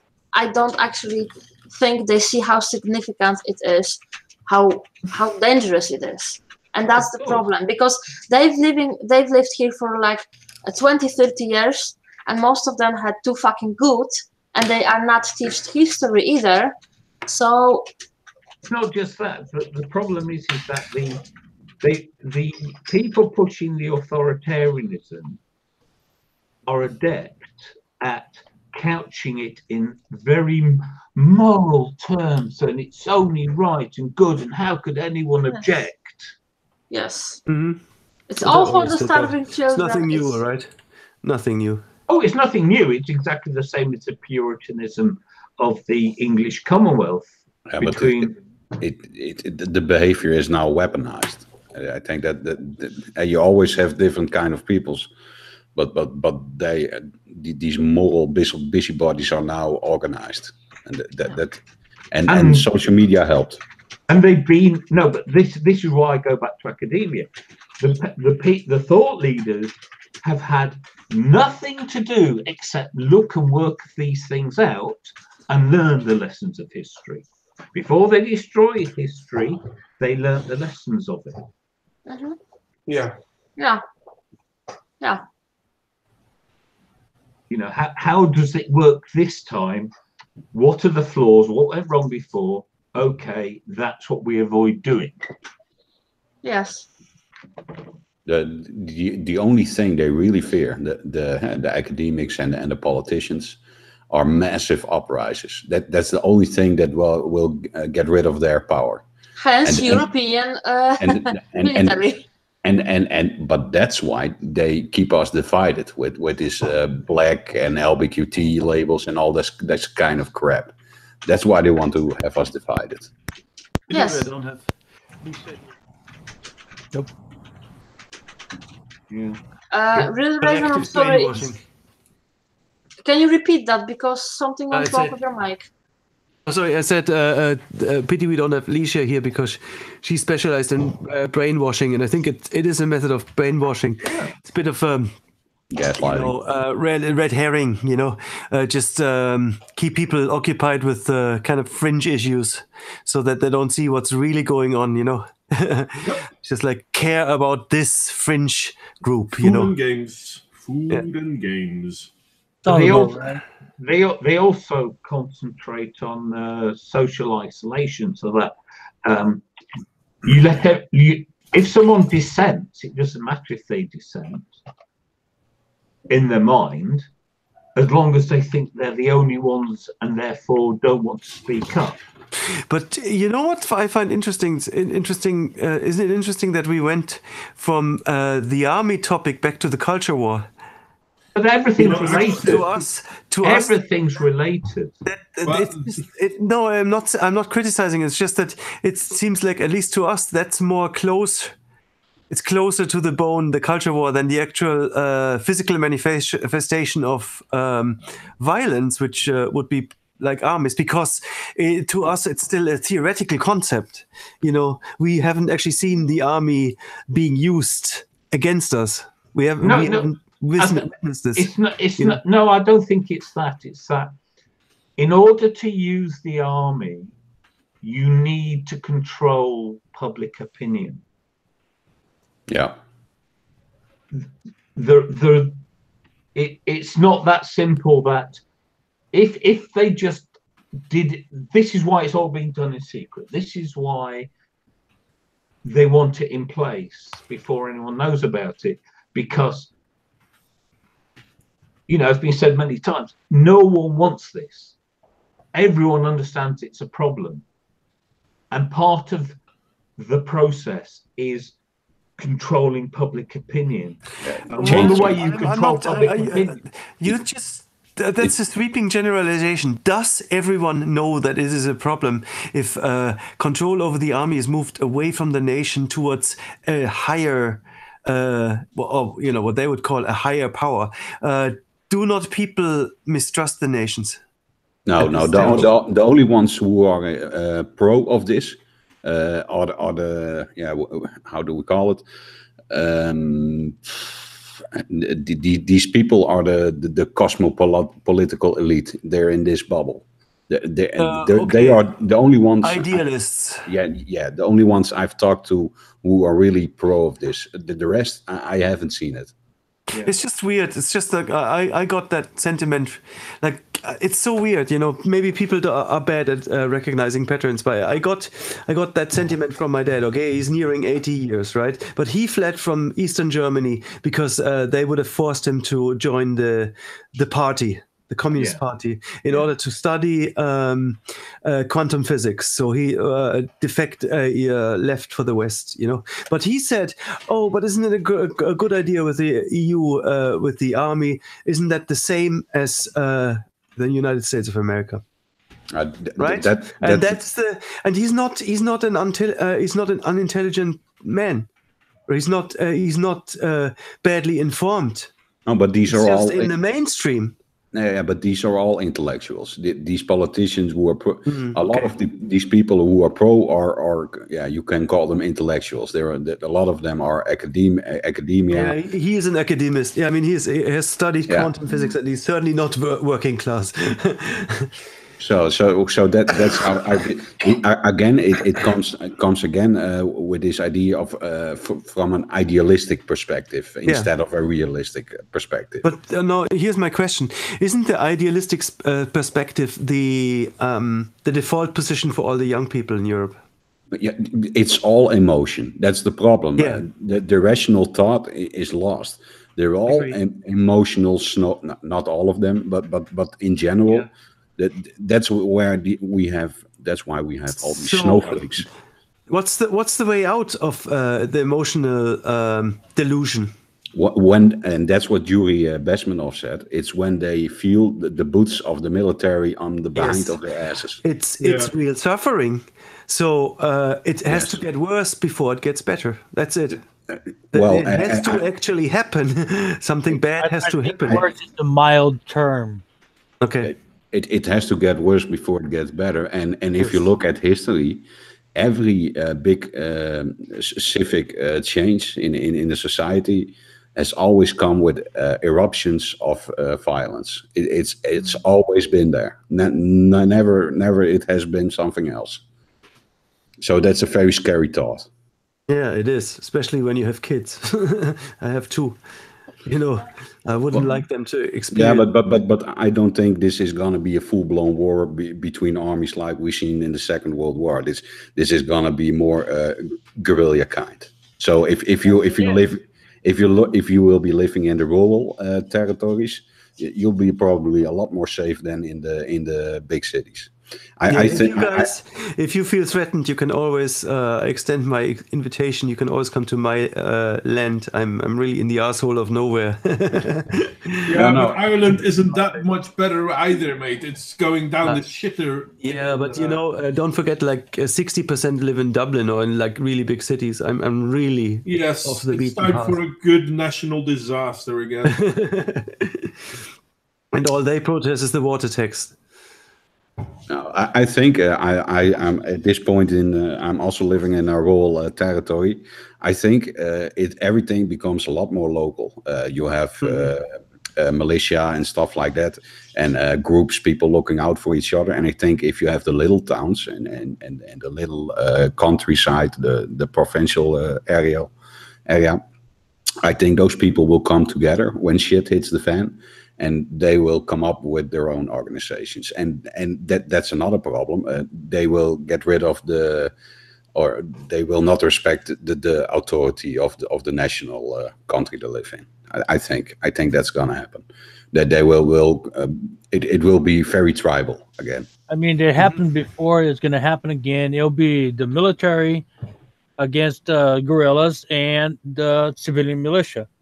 And all that is just more mess, because you're talking about one big group, you know, a smaller amount of groups, and a ridiculous amount of smaller groups. It's like 1 against 10 against 150. And each one of those, it's a certain amount of, you know, persons, soldiers, or whatever people want to account the number for. And it's just a mess. This happened before, and it started exactly the same way it's happening now. It just happened to be, you know, 700 years ago, but it's come back. History repeats itself no matter how stupid you It's are. not even several hundred years ago. This is last century. It's like 80 years ago.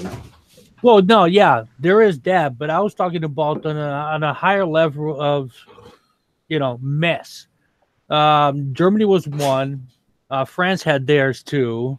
United States had theirs about 200 and something years ago, and so on. But 700 years ago in Europe happened the same thing, and they had an Europe level of mayhem of military guerrillas and civilian militia. And 700 years later, guess what they're doing? Let's repeat the stupidity all over again and see how it works this time. They don't even know. I'm sorry. Most people don't even know. Let's repeat those stupidity again. Most people think, let's try this because they don't fucking know the history. That's because people don't really study history. They wait to see it happen, and they're like, well, 20 years ago, the first time in history this happened. I'm like, there is no such thing as first thing in history. For the last 3,000 years, everything's been done. No. Oh, yeah. Everything you can imagine, military, politicians, economics, it has been done and overdone. But there is something worse. There is something worse. It's not that they're not aware it's happened before. It's that they are arrogant enough to think that they can do it right this time. Yes. They can do it better. They can. This time it will work because all the other people that didn't succeed were fucking morons, and I'm that brilliant person who actually know how to do it. Yeah, that's very... The hubris of the youth. Yeah. See, this is where people forget a lot of details. Now, there are two details that the video the guy does not mention. One, I want to get the name right here, but there is a military mandate signed in 1952. And what it does is to avoid things that happen like in Germany, where a politician took over the military and then took over the country for his own needs, or whatever decision he decided to tell the people. Germany was not a problem to anybody in the world until they stepped foot out of Germany with everybody on guns and saying, hey, we're taking over crap and shooting everything else. That's when it became a problem. To avoid another politician deal, take over the military, and have total command on whatever reason they have, ideology, better world, let's work together, you kumbaya, whatever crap is. 1952 signed an order that 7 major countries in the world would have a mercenary militia assigned to the military. In case this crap happens, then the military itself cannot do anything because they have to follow policies, human rights, and all kinds of stuff. Yeah. The trained mercenary militia are there for that. If this happens and it takes over and it looks like the military is taking over to do stupidity for the politicians, these soldiers are supposed to be activated and terminate the situation. Your founding fathers had great foresight. Anyway, guys, I do love the way this conversation is going. It's a very... Hell, I can't remember when last we stayed on topic for nearly the whole fucking stream. Well, the time is up, but I still... The time is up, but I still had one great addition, but that will come for another time. No, well, we still have a few more minutes. So, what did you want to say, mate? Well, the big question, and that's one question. John was talking about it, like we still come back to the culture war, but there are more degrees to it. So, my big question is, who's benefiting from this? Oh, that's a good question. And okay, if I have to answer it, I'd say we come back to the globalists and the multinationals and yada yada yada. And because there was a little clip in I believe it was the UKIP members. It was a video of Sagan, and they were talking about how the EU was functioning, and that there was also a bit in there that they actually didn't know who was controlling everything, because that for example, Macron, nobody before the 6 months before the French elections, nobody knew who Macron was. Nobody. He was just and at some point he was there, a banker. So he's from the globalist side. That's quite obvious. And he was there, and he became president. And nobody knew who he was. So who has put him there? Who are the people benefiting from this? That's the biggest question. And these people, even if Europe burns to the ground, they don't care. They go to some other territory to be a parasite over there. They don't have any empathy for us, and those are the people who are dealing this. And who are they? Yeah, unfortunately, I know the answer to that too. Oh, okay.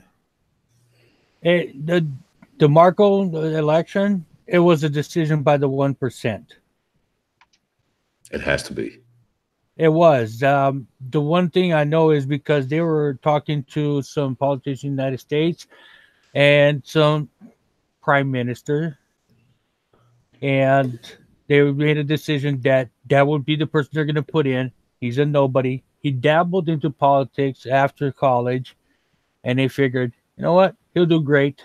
We're going to put him in charge. He's going to get elected, and he'll be our puppet. He's not a nobody, though. He's been a Rothschild banker for, 10, 15 years? Yeah, but 80% of the people are voting. They never heard of him. No, that's true. Politically, he was nobody, but we knew he wasn't an outsider. Anyway, No, not an outsider, but you get my point. It was controlled. Yeah, it was very much controlled. I mean, it couldn't be more mainstream than Macron. Yep. Anyway, guys, I'd like to end this little thing with. Do you want to plug anything, by the way, guys? You've all seen my latest video. Yeah, that's true. We started with it. It's a really good one. Thank you. I do appreciate it. Yeah, there you go. No one else? Okay, well, if no one else has anything to say, I want to bring up my last, thoughts on this topic. And it is because I understand what Real Raven said a moment ago. Well, it's between culture and army, but it's all intertwined. And today I was listening to an old song of Iron Maiden, 5 Minutes to Midnight. Mm-hmm. And at that time, for the first time really, I realized something. The song is far more brilliant than I ever gave it credit for, because amongst the lyrics of 5 Minutes Before Midnight, there is this one thing when they talk about killing the unborn in the womb. And societies die when you allow that to happen. And we've been allowing that to happen in the Western world for the longest time.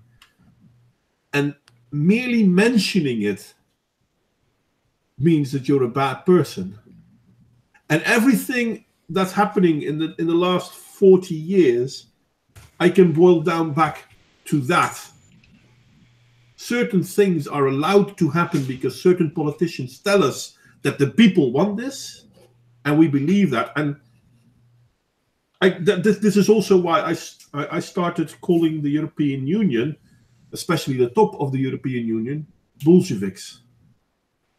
Because we're constantly being told, yeah, but this is what the public wants. And in the meantime, the public is us. And we don't recognize the world we live in anymore. This is what I was trying to say about how they isolate you, and you can dissent, but you have to believe you're alone in your view. That was what I was trying to get at. Yeah, and it's simply not true. And when you say what the public is us, I actually have to think about one of the conversations I had some time ago. And it was about schools and how the schools approach to treating our children when they are at school. And this person told me, yeah, I'm also agreeing with you on that one, and I disagree with schools that do that. And I think many of us, a lot of parents would agree with you. But this is what society is now and how it is. And I kind of I didn't say anything because I couldn't grasp on, it was happening a lot of bullshit in a classroom from my little guy, and a lot of other things. So I couldn't grasp what did I hear. And I was walking with him home, and I'm like, what made you believe? What would one mate say? I agree with you, and I think a lot of other people would agree with you, but this is how the society is, and we have to adjust. Like, indeed, you, the society, you have the deciding voice. Why do you think you automatically have to comply with what you disagree? Yeah. Without even saying, without even having a clearly majority on it. So, you disagree, but there is a clear majority saying something else. No, you actually think the opposite. You actually think you agree with me, and a lot of people would agree, but we have to adjust. To whom then? It's like a populist making an argument, and a lot of people saying he's right, but we can't give in to the populist. We know he's right, but we can't give in. Yeah, it's some kind of defeat, and it's like people are completely domesticated. But it's also, if I can say one more thing, it's also something else, and it was very popular, started to be popular in Poland when I was, I guess, teenager, but I'm bad with timelining things, but it's very popular here as well. If you talk about politics, like when people, for example, choose not to vote and choose not to be informed, what you are actually being told at schools and teach that, and someone told that to me as well, like that you have to respect choice of that person, not to be informed and not to go vote. And I'm like, in the old days, you would respect people for actually knowing what they're talking about. You would respect people that will actually read shit and know things and have the information, at least in Poland.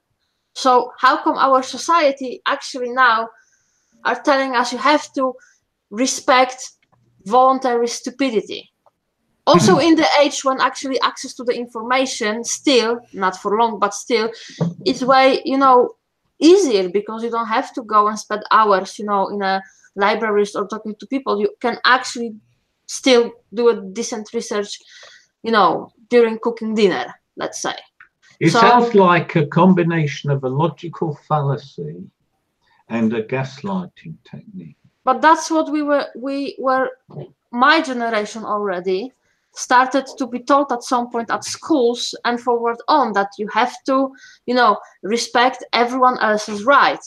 But, your right is my fucking responsibility 9 out of the 10 times. So I'll be thinking twice if I'm going to respect your right, and you should think twice if you're going to respect my right. And if actually such a thing as this particular, right this, right that exists, and that's my problem. No, but this is the thing, because it's always somebody else. Yeah. And it's like, well, when do I get included? Because this is my whole argument against the SJWs. It's, but you have to respect transsexual. Yeah, and they have to respect me. Do they not? Yeah. Does it not cut both ways? Because apparently it doesn't cut both ways, and it is that with which I have the objection, not respecting them, but they're not respecting me. That was some time ago. There was the. Can I finish the last thing? Some time ago there was that one of the many lately guy on Facebook just dancing, on the high heels, whatever. So I basically said, yeah, that's funny. I'm not going to share on my Facebook because I don't think our culture does not need to have such a things promoted anymore, And this is not that I have something against this guy.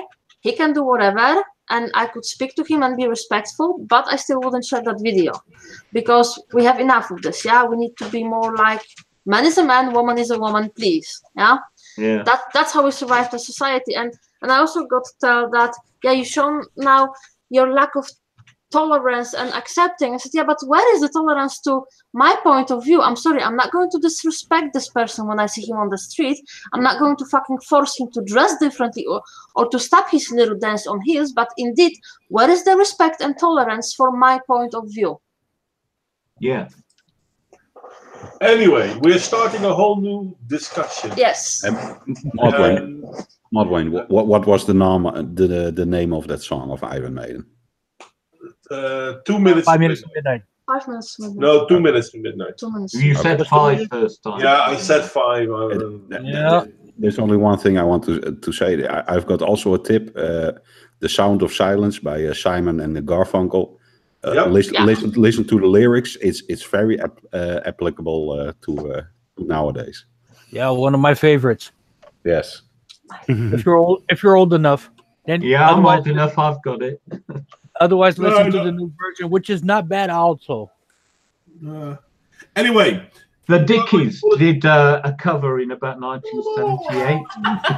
John, I want to close the stream. We just love the stream. We don't want to go. Well, we had a good run. I really did enjoy this, guys. Not that anyone's been watching for about an hour. Yeah, I don't know. A lot of people have left somewhere halfway, I guess. Oh, Tom's Red's turn. Sorry, I wasn't looking at my chat. Alicia just showed up. So hi there, Alicia. Yeah, Alicia, why don't you come on the after stream? We can have a chat because Mod's shutting off the public. Yeah, we're going to. It's been 2 hours, and I'm pretty sure not a lot of people watch the full 2 hours after it's been live. Well, Real Raven said, "Is the chat quiet or is my browser frozen?" Quite a while ago, and I looked. There were 7 people in the chat, in the stream, and there were 3 watching. I was at least one of them. Yeah, Real was another one of them. I was also watching. And you're one of them. So there was literally no one else watching at that point. So we were watching our own stuff. Actually, I think, and I'm not sure, but I think that if you are watching but you're not typing, after a period of time, it stops counting you as watching. Huh? Yeah. Really? We go with that one. No, but seriously, it says 4 people are watching now, right? Well, we know Alicia is there. That's 1. I'm there. I've got it open. I've got it open. Sam's got it open. See, I got it open. We've already have more than 4. Yeah, So I don't really know if it's think counting. We also know YouTube's fucking with our stats, so we don't think we're as popular as we are. Yes, there you have it. Anyway, going to call it quits. Alicia, do you want the stream thing out so that you can join the after party? No answer to. Yes, you do. Okay. I'll send it to her. You send it to her. Then Yeah, I'll give it to her in the in Messenger. I've got that open already. Well, for all the people still there, I'd like to thank you all for coming, and I hope to see you all next time.